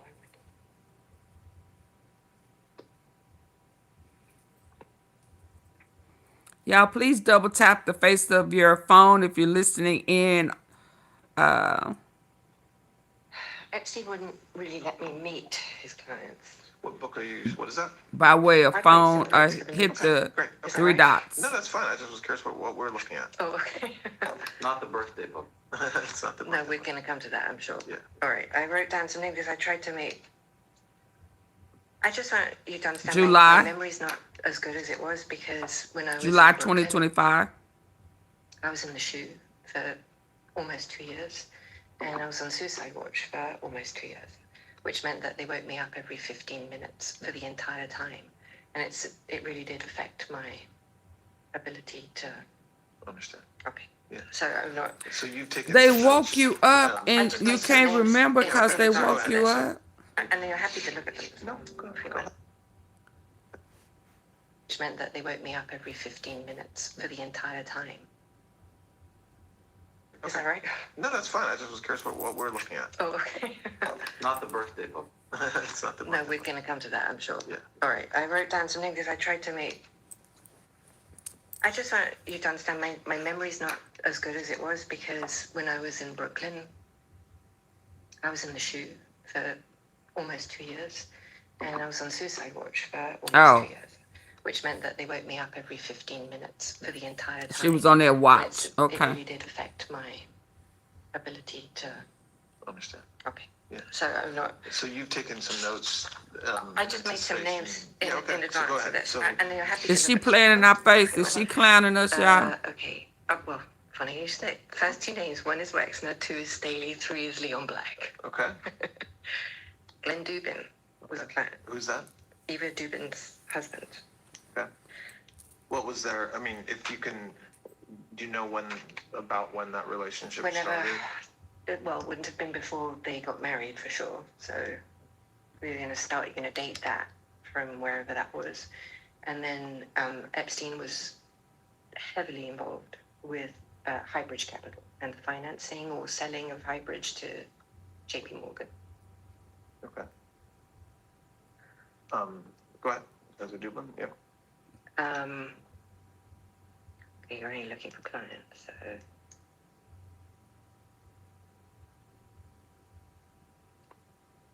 All right, there's a woman, there's a woman in Ohio. I just can't think of her name, but I tried to remember it yesterday and I can't. So this is a good thing, like, as you think of things, write it down. And if they have any other names, I'll ask you, but don't force it out. So you'll have time to think about this, especially today, this afternoon, overnight. We'll probably meet tomorrow. But you can find them. I mean, if you basically find a billionaire, female. So the woman in Ohio who's wealthy. And well, you can identify her yourself because she had the largest Klein painting that was huge. So you can find her because it'll be in a museum. So that's her. So that was one of Mr. Epstein's clients. She was one of Mr. Epstein's clients as well. Yes. Okay. Who else? Well, I think that there was other people that he would assist. I know that he helped Lynn Forrester, who became Linda Rothschild. She'll deny it, and she has. They go to Rothschilds. They go to Rothschilds, y'all. And when you say help, the same. Well, help in business or what will help? No idea what he did for her. I know he helped her financially. Her husband was the controller of New York. So, but I don't. Again, I'm not inside his business, but he would have this notion that he blackmailed men. We don't really have to go there. That he wasn't a businessman and that everything he did was a fraud or a funk or whatever. I don't believe that to be true. Why? Sorry? Why do you? So you say you don't believe it to be true, but show me why you think that. Okay. Just from I know you've been talking about it, that he was very. So we don't hear the Rothschilds. Paid a lot of attention to his clients, but yes, you're right. There's allegations of blackmail, or also that there was some level of fraud involved in what he did, and you don't believe it. Why do you say that? Well, let me rephrase that. If there was fraud, I never saw it. What I saw or what I felt. You wouldn't see fraud, would you? I ran that office. I mean, if he was moving numbers for the staff, people worked. There were lawyers. There were accountants. I never heard him. I never felt anything icky.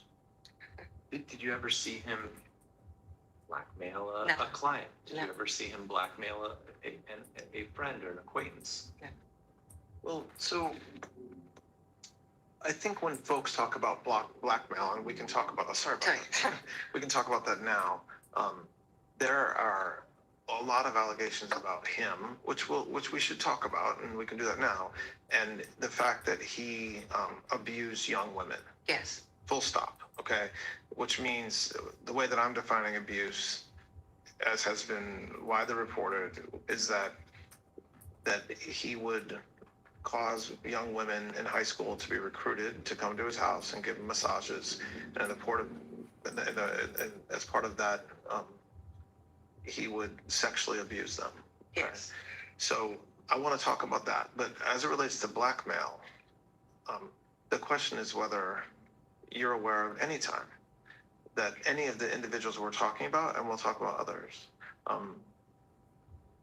received massages from women who were under 18 or may have been under 18, and that whether there was any sexual assaults or sexual contact between any of these people and those masseuses, which would have allowed then Mr. Epstein potentially to blackmail them and say, you have to continue to work with me, or you have to give me money, or else I'm going to tell the world that you did this.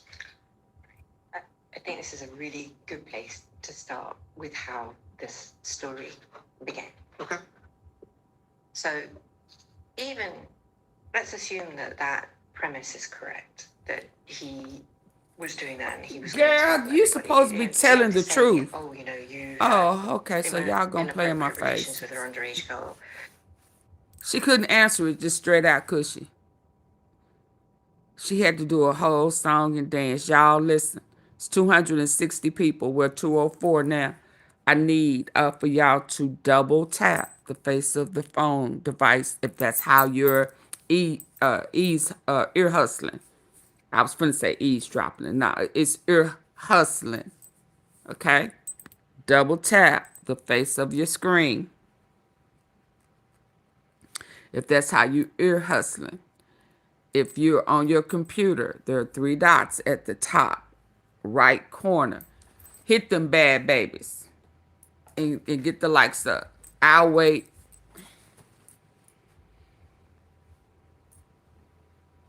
I'll wait. Oh, my goodness.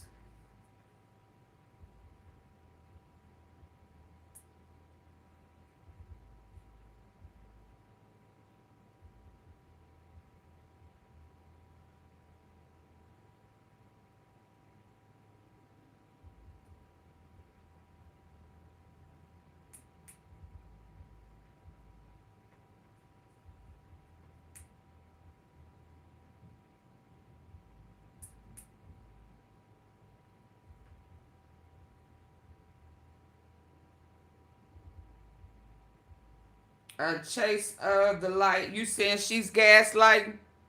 Big time. Ear hustling.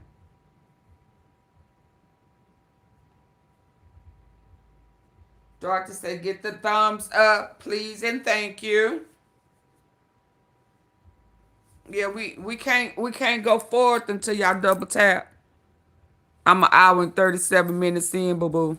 We're not gonna do this. Whether you in the bushless ear hustling or you down in the comment, it matters not. I need for you to double tap the face of your phone.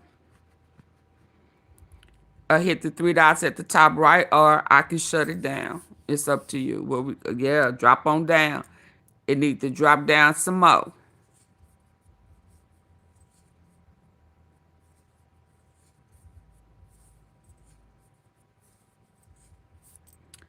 Double tap.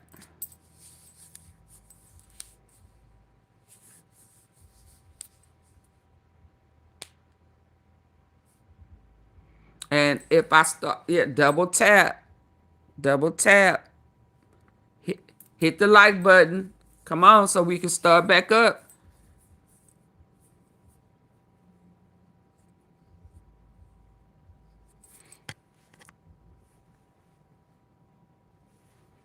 There's a lot of people in trouble.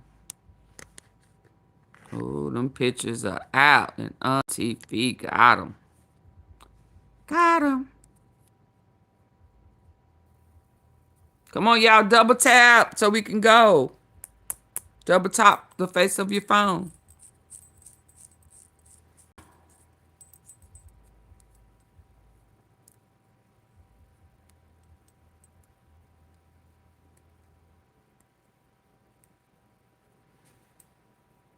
Maybe today, but certainly not back then, would take that seriously. So you have to have something to say, hey, you know, look, I've got this video of you doing terrible things and you need to. So I built those houses, many of them. I decorated those houses. I put the electricians in for the wiring. I never wired nor saw a single house that had any type of inappropriate, let's say, video surveillance, and I'll define that for you. Girl, quit lying. We done been all through that house. In a bathroom, in a bedroom, in any private area of a home. In a room where there were massages given. Inappropriate. I would say I would define appropriate surveillance to be the front door of a house, or potentially, as in 71st Street, the physical plant. Anywhere else would be grotesque. So I just want to come back to, I know I'm just hopefully stating the obvious, but when you say the houses, you're talking about his New York Yes. brownstone. Yes. You're talking about the island in the Caribbean. Yes. You're talking about the residence in Palm Beach. Yes. And you're talking about the ranch in New Mexico. Yes. Anywhere else? Paris. And in Paris. And so. And the plane. I saw some ridiculous thing with a plane that was, well, mind you, yes. I didn't hire any electrician on the plane. So unequivocally, from what you know, and you only know what you know. I only know what I know. But from what you know, you do not believe a camera exists, or a video camera, or a camera that takes pictures inside any of his residences. Correct. So even the appropriate cameras that you just talked about, which would be kind of exterior security cameras, did you know whether there was any cameras that you're aware of inside any of the locations? Never, with one exception. Okay, what's the exception? The exception is Palm Beach. Okay. And the reason, so in Palm Beach, Epstein was having money stolen. He noticed money was being stolen from his briefcase, call it his briefcase. And he called in the Palm Beach police, and the Palm Beach police, installed cameras on where he kept his briefcase. Where was that? Do you remember? At his desk. So the house on the ground floor.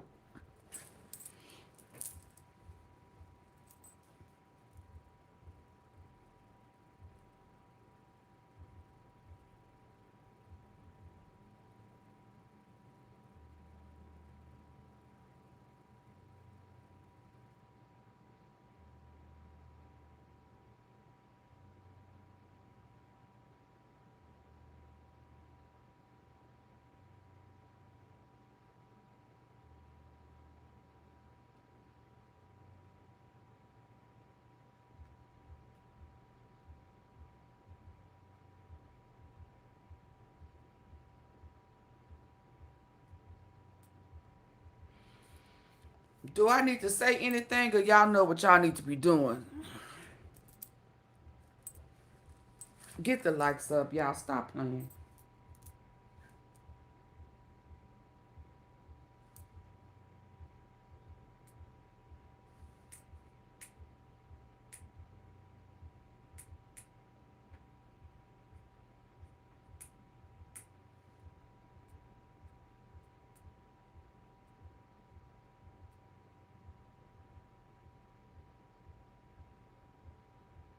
Yeah, Chaser. Of course they showed pictures. We saw the surveillance cameras when we was sneaking in there watching both the houses. I mean, both the properties. And the other day we saw all the cameras and stuff. So I don't know why she lying. Just like first she said she only slept with him one time, and then she came back and said, well, maybe it was like 4, 7, 8 months After, yeah, you know, I thought we were going together. After I gave him the cookie that one time, I thought he was my baby daddy. Oh my God. Oh well, yeah, I forgot we screwed maybe 7, 8 months on down the line. Well, hell, which one is it? You did only once, or you know, y'all were booty buddies, friends with benefits. Which one? Quit lying. I'd have sent her ass right on back to her jail cell, her prison cell for lying. Gave her another 5 years for lying. You don't have to lie, Craig. You don't have to lie, but you got to get them likes up. You don't gotta lie. You do not have to lie, but you got to get the likes up. So double tap the face of your screen if you ear hustling on your phone, or hit them 3 dots at the top, or just hit the thumbs up. Yeah, so we can finish this on out now. I'm an hour and 44 minutes. I'm not going past 2 hours, so come on. Come on. Just because you in the bushes does not mean you don't have to hit the like button. Double tap your phone. I don't care where you at while you ear hustle, but I care that you hit them like button. Double tap, double tap, double tap. Say, thank you, AunTeaFee.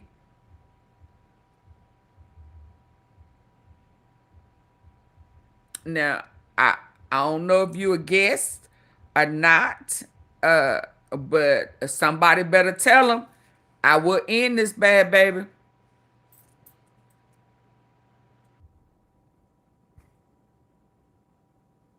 Did y'all get the lights up?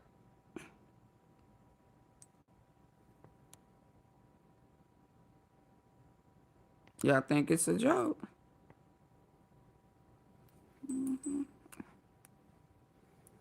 Was he had a desk sort of in a corner. There was that camera. I think there was another camera. I think there were 2 or maybe 3 cameras. I believe only on the ground floor, wherever he may have had, maybe he had another office in the cabana. There may have been a camera there. When was this? So they went from no cameras to some What cameras. time period are you thinking about when you say this? 2003.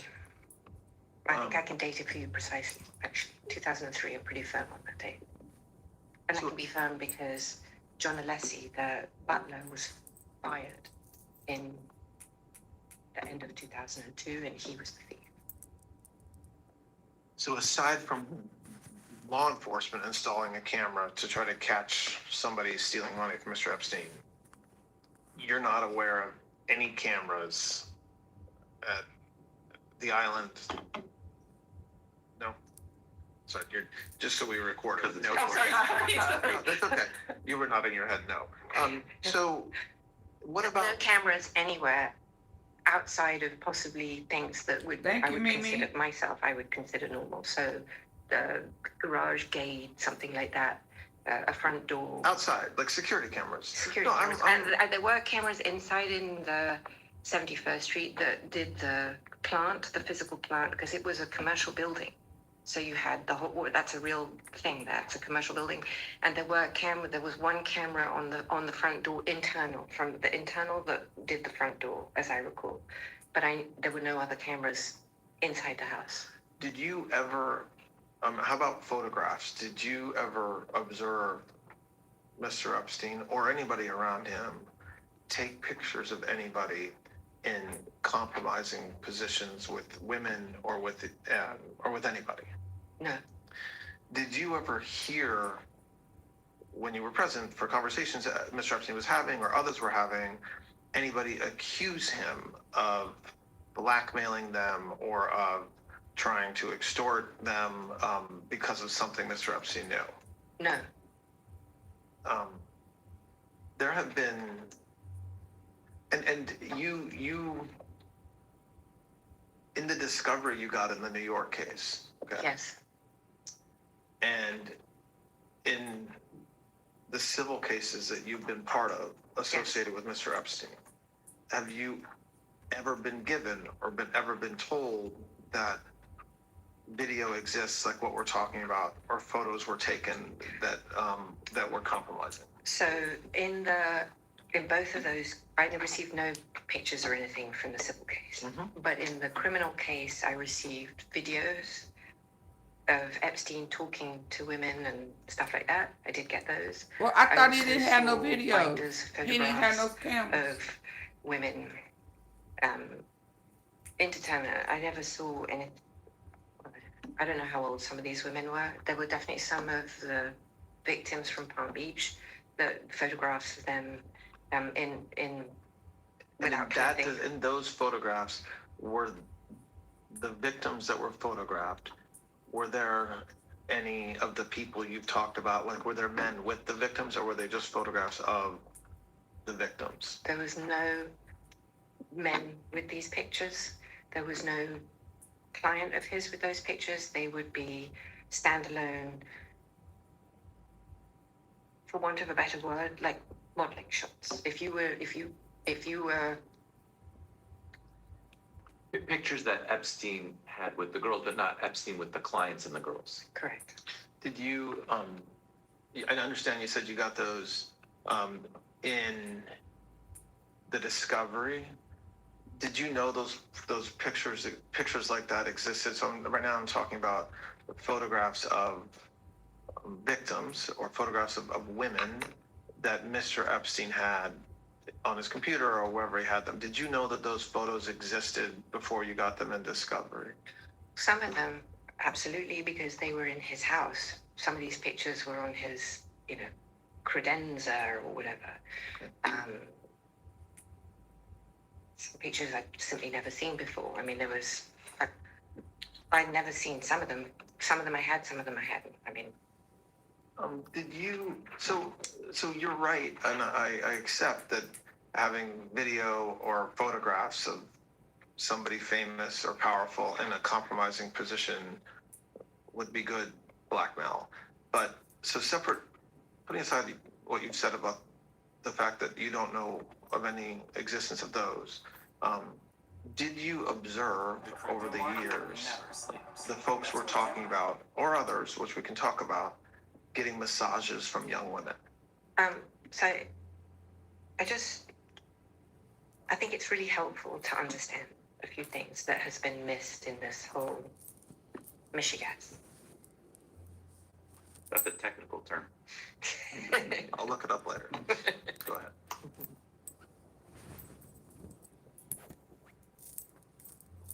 Drop down or hit the like button. It's up to you. But it will not be 200 people in here and y'all not hitting the like button.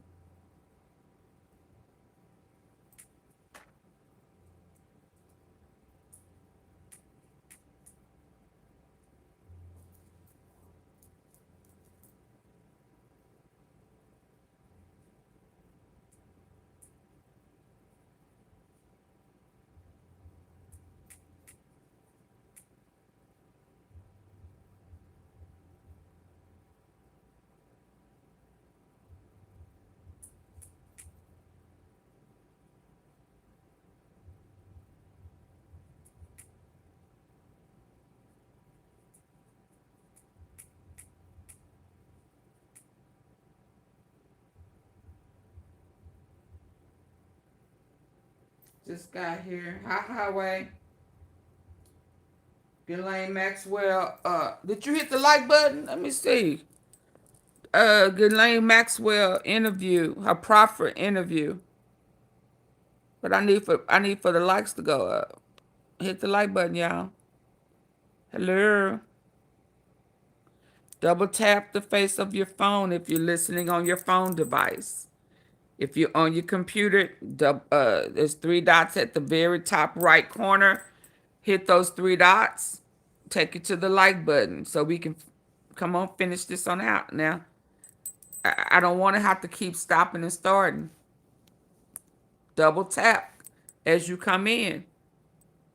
I've thought about this obviously a lot, and I've given it some. So this is the benefit of what I saw and some benefit of what I now think. So just for clarity's sake, I think I just want to say for the record that I do believe that Epstein did a lot of, not all, but some of what he's accused of.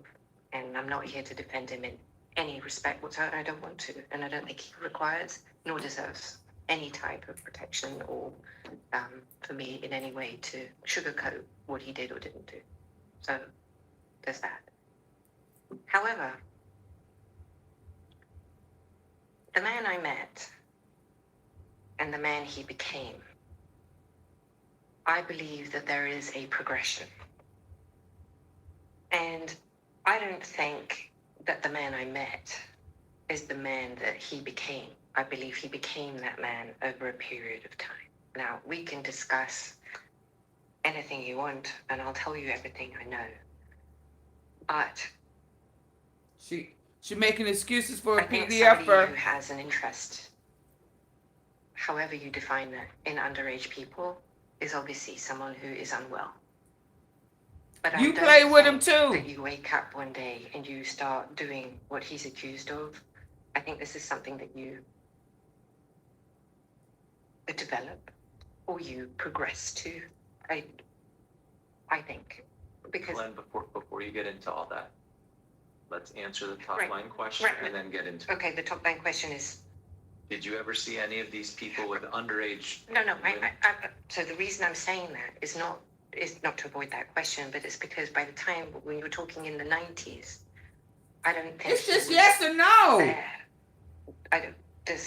That description. I think that what you're talking about is a later version. Yeah, and is that? No, I understand that, and I do want to talk. I'm not. So it's just I think you need to separate the periods of time. Sure. No, it's just one did of you the things see that it? was definitely missing in my trial and definitely missing from the narrative is this notion, everything happened and he was always no, I don't believe that. That's not what the question was, lady. That's fine, and I do want to talk about that. I'm not pushing that away. I'm just putting it aside for a moment.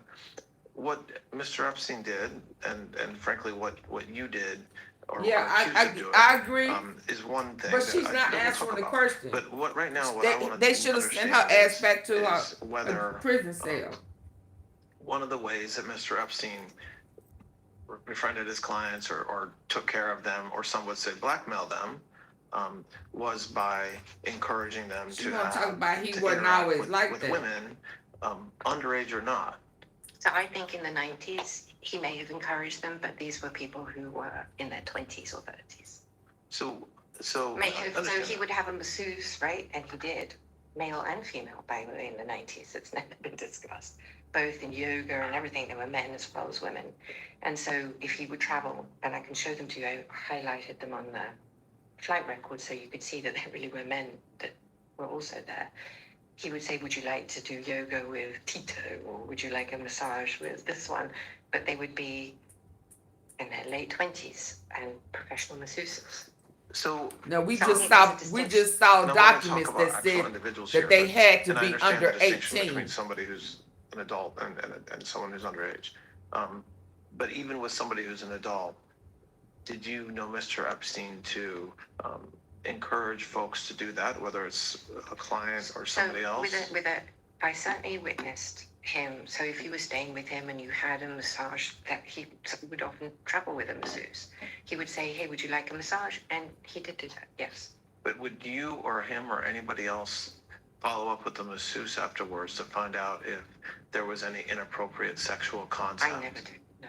So meaning, and then coming back to the blackmail issue, Oh, there's nothing wrong with getting a massage, of course not.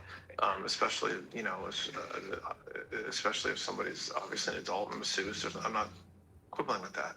But my question is that there's a lot of accusations that one of the ways Mr. Epstein was successful was through this idea of blackmail. Yes, young women and is a crime. Children is a crime. Absolutely. But even women over the age of 18, if Mr. Epstein encouraged these men or whomever to get massages and have inappropriate sexual contact with the masseuses, that's a separate issue, maybe slightly nuanced. But did you ever know him to do that? I never did, absolutely, myself. I never heard him ask someone. I never heard that. no one, in the entire time I was with him or friends with him or had anyone, no one ever reported to me. That's why her ass is scared as hell now. Anything inappropriate happened or was upset by it. Yeah. I never saw. Cause you done lied. Any of that. And when you say The evidence no one say reports to you, different. meaning like the masseuses or any of the house staff Never. Or the clients. or the clients Cuckoo themselves. for Cocoa Puff. Lying ass. Okay. So let's, again, I want to stay, and coming back now to what you were talking about a moment ago with Mr. Epstein's kind of progression. They should put our ass on a lie detector. Just staying within the 90s, what role did you have, or what did you observe, which are two different issues, but both important, with respect to recruiting masseuses to come to either, I guess, Palm Beach or to travel or eventually New Mexico? What role did you have in that? He asked me to find masseuses. Say it again? He asked me if I could find him masseuses. Like as part of, like you said, you were his general manager, so as part of all your duties, that was one of them. And I did do that. So the first person I believe that I introduced him to as a masseuse.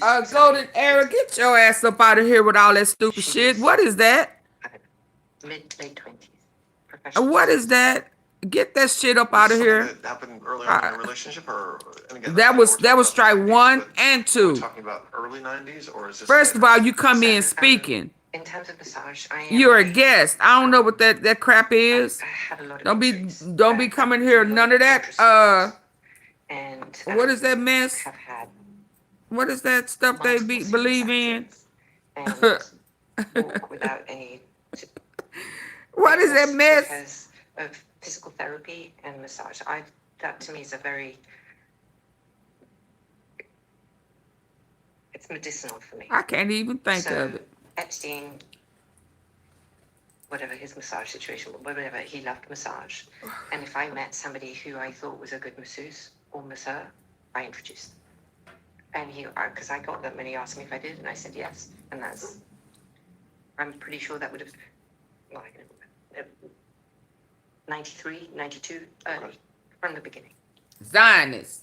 So that mess. So go ahead. So then what happens over the next, like, there's a ton of writing and a ton of, I guess, testimony as well, but also public reporting about how the recruiting was a very aggressive effort that you were a part of, that he was a part of, and others, to try to find more and more masseuses. What is that true, and what role did you have in that? That is partially true. Okay.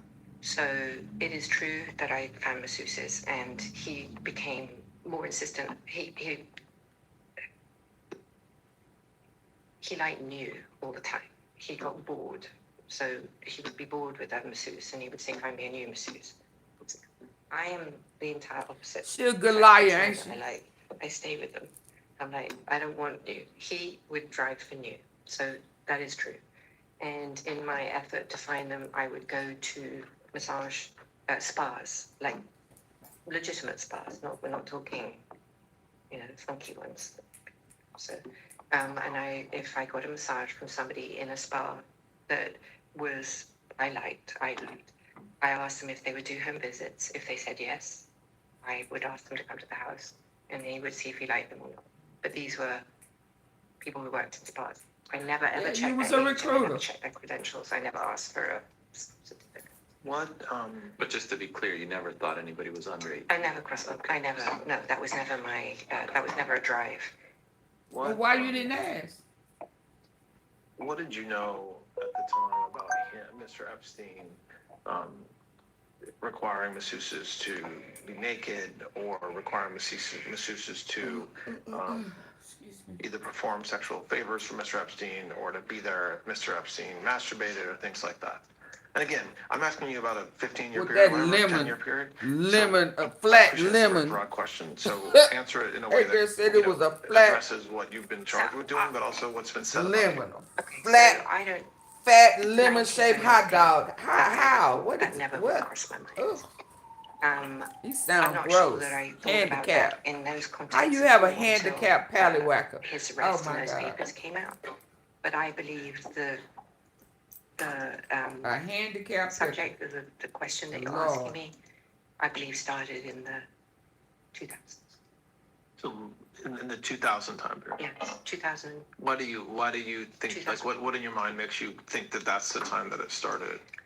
I think because in December of 2001, he met, and I think was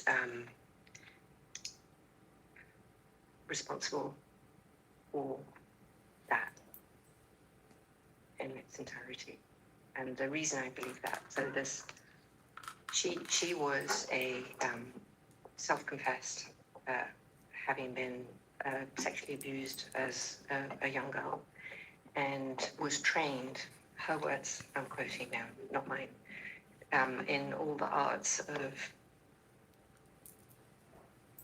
whatever that is, the sex program, by a man called Ron Eppinger, who was her pimp from when she was 14, I believe.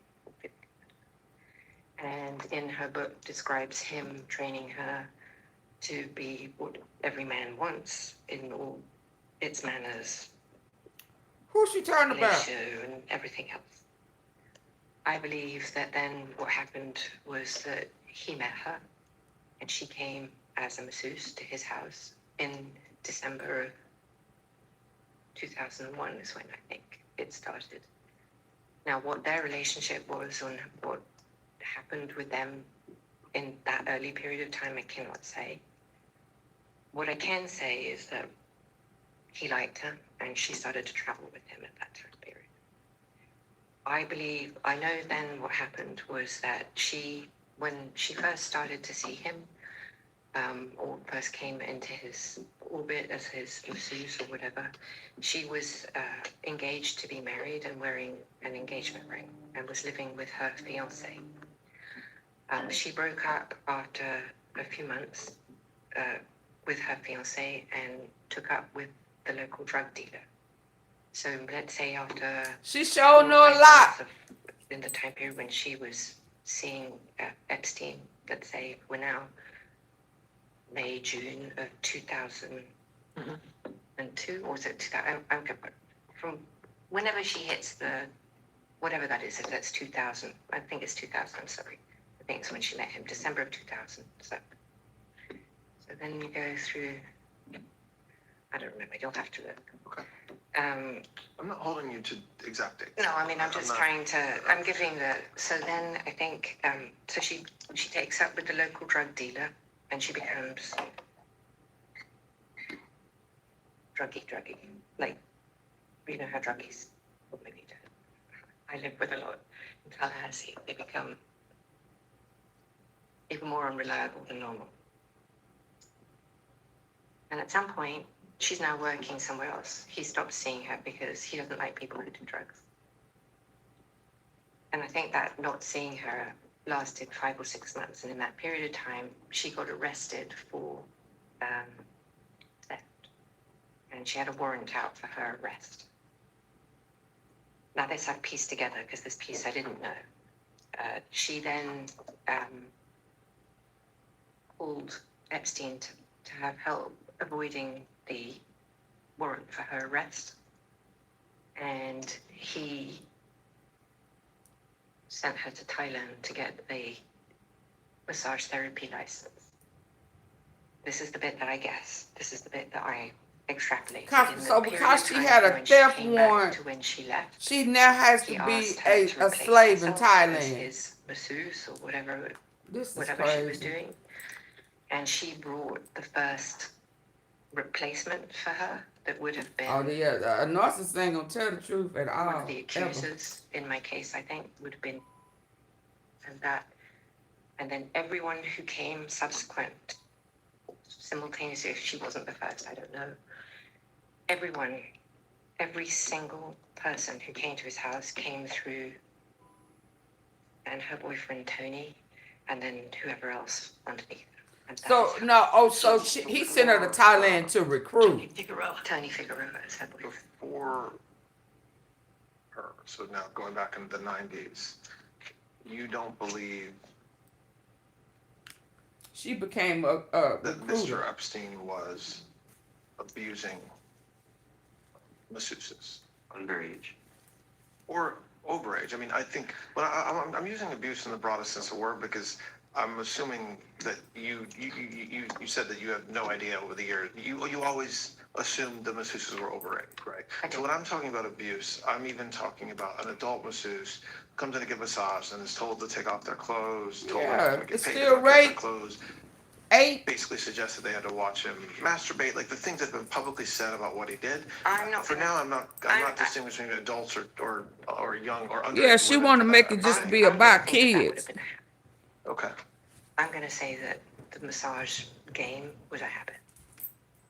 What does that mean? The massage That game. means that I'm sure that he didn't suddenly start having relations with masseuses in 2002. Okay. I'm sure he must have had relations with masseuses, who knows when.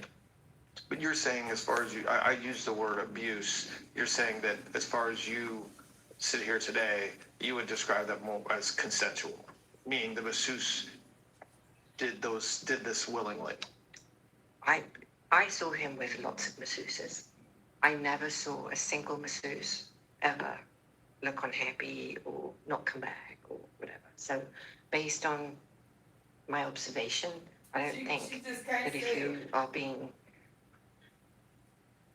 raped as now he's like this prolific, I just can't imagine why you would return. It's not what you observed at the time. Not at what I observed at the time, no. We're gonna spend more time on this issue because I think it's important. But just going back to kind of the question that I started with in this area, which is that it ties into the blackmail issue. So we talked about people that were his clients, and you mentioned President Clinton, and then early on. Oh, I never said he was a client. I did not say you said. I'm saying when you talk about his clients. Oh, okay, right. Okay. Put his clients off to the side, and then you Okay. mentioned some other people. You mentioned President Clinton. You mentioned President Trump early on. Who were other famous / politicians? Who were other individuals in Mr. Epstein's life during that time period? So the early 90s. It was the 90s. Should we just? Yes. Okay, Congressman McMillan. Say it again. McMillan. Okay. Henry Rozovsky, who was the provost of Harvard. Hang on, today. Sure. You're looking at your notes. Go ahead. Go ahead. Joe Pagano, Jerry Goldsmith, Joe Roberts, Kenny Lipper, Dan Abramson. Memory seemed pretty good to me. I don't know if in the 90s, Tom Pritzker, Ace, Jimmy Kane, Lou Ranieri. How her memory sound to y'all? Y'all better get these likes up. 172 people in here. Get the likes up. Y'all crazy. Why y'all playing with me? Get the lights up.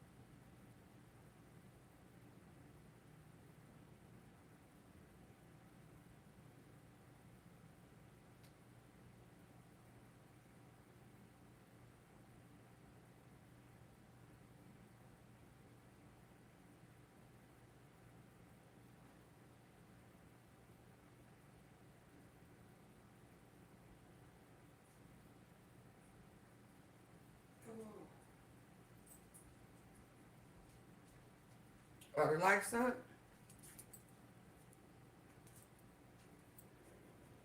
Y'all, No, he didn't this know is him in the it. 90s. Yeah, What about I'm through with y'all. what about Prince Andrew? Didn't know him in the 90s.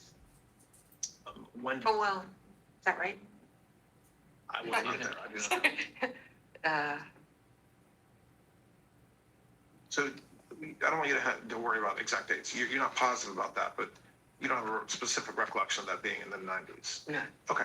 I can date it for you, I think. But I can't give you. It's okay. It's fine. So with respect to and we'll take a break in a minute to get some food. But just with respect to with respect to the individuals you just talked about. So again, focus on the 90s. And so the people that I'm talking about right now, and we might add some names later. So we're talking about the clients that he worked with, which you've mentioned several of, and I know that wasn't exhaustive, but you mentioned several of them. And then the kind of what I called famous friends, but the prominent individuals that were in his life in the 90s. Does any stick out in your mind as having received massages? All of them. Henry Rizowski received a massage. And why does that stick out in your memory? Because I saw him in a bathrobe at 71st Street, and he had received a massage, he told me. And do you know whether there was any, whether the masseuse was naked during that massage? Wouldn't have any idea. Do you know whether I doubt it. He was like in his 80s. Say it again? I doubt it. He was like in his 80s. Okay, so, but do you know, notwithstanding his age? Minsky. Say that again? Minsky was another person. Do you know whether, for example, President Clinton ever received a massage? I don't believe he did. What makes you say you don't believe he did? Well, because I don't, so that's a good question. The time that Epstein and President Clinton spent together, the only times I believe, well, obviously they traveled. There was that, they went on the plane 26 times or whatever. That would be one journey. So they spent time on the plane together, and I don't believe there was ever a massage on the plane. So that would have been the only time that I think that President Clinton could have even received a massage, and he didn't, because I was there.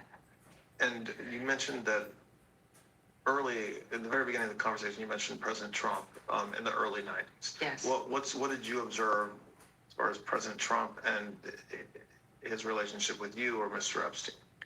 Well, I just want to say for my relationship with President Trump, relationship's a big word, but I just want to say that I met him, or I believe I may have, because of my father in the 90s. Yep.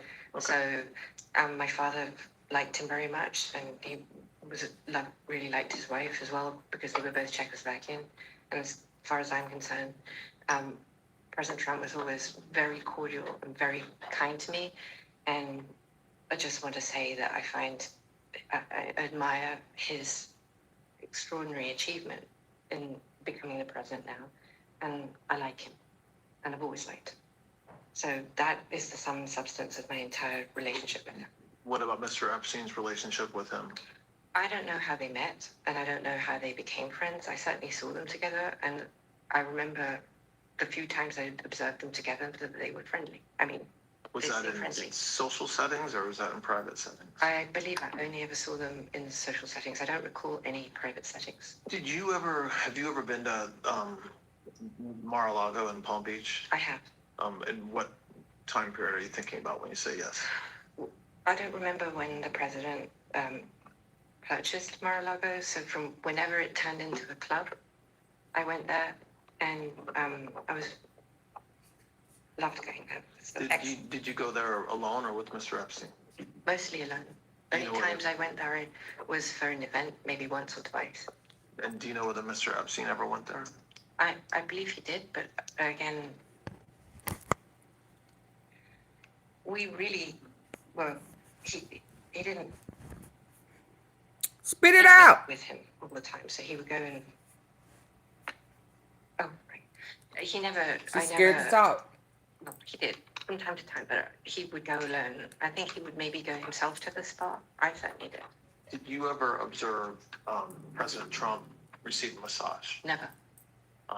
Quick on that one. Did you ever observe? Quick. You said that you never. I mean, have you seen there's photographs, public photographs of Mr. Epstein and President Trump together? Yes. And there's photographs of, I think you're in some of the photographs as well.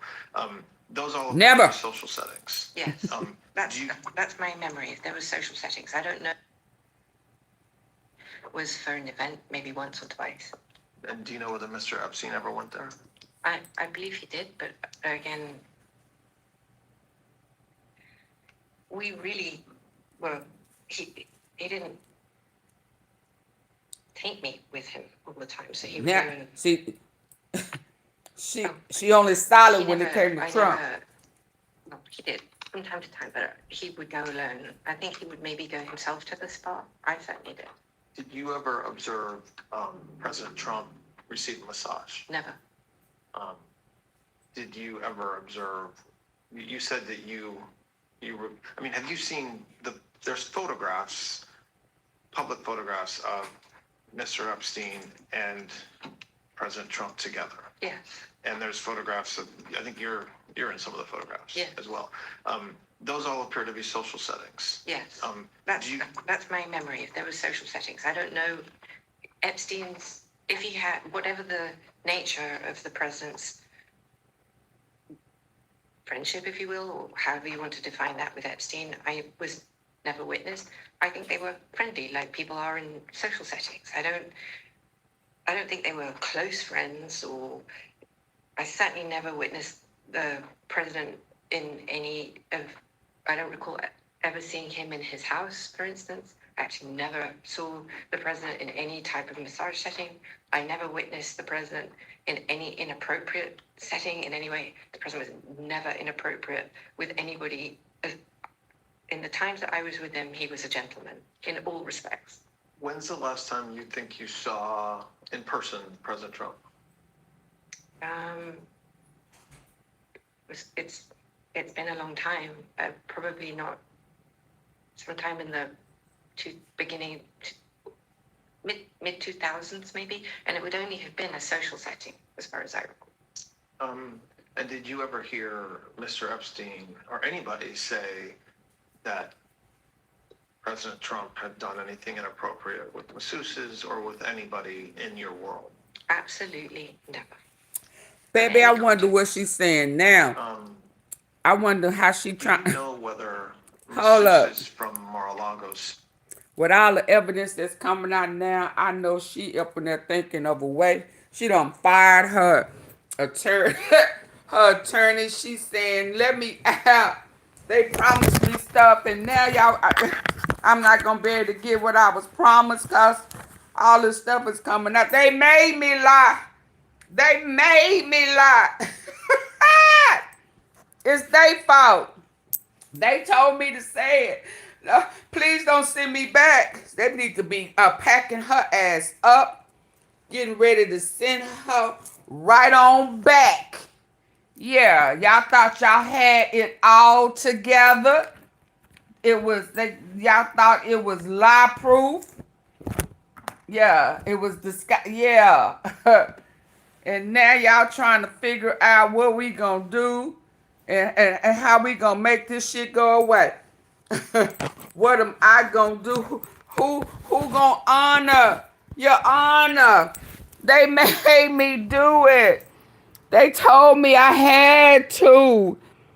Yeah, Mama, what a terrible web you have weaved for yourself with your lying ass. Yeah, because there is plenty of evidence with what has been provided. There is plenty. When I say plenty, I mean plenty evidence, little old freaky girl, that your ass is not only freaky, but you's a liar. We just saw paperwork today where they said make sure they are under 18. Somebody made a mistake and was sending older girls.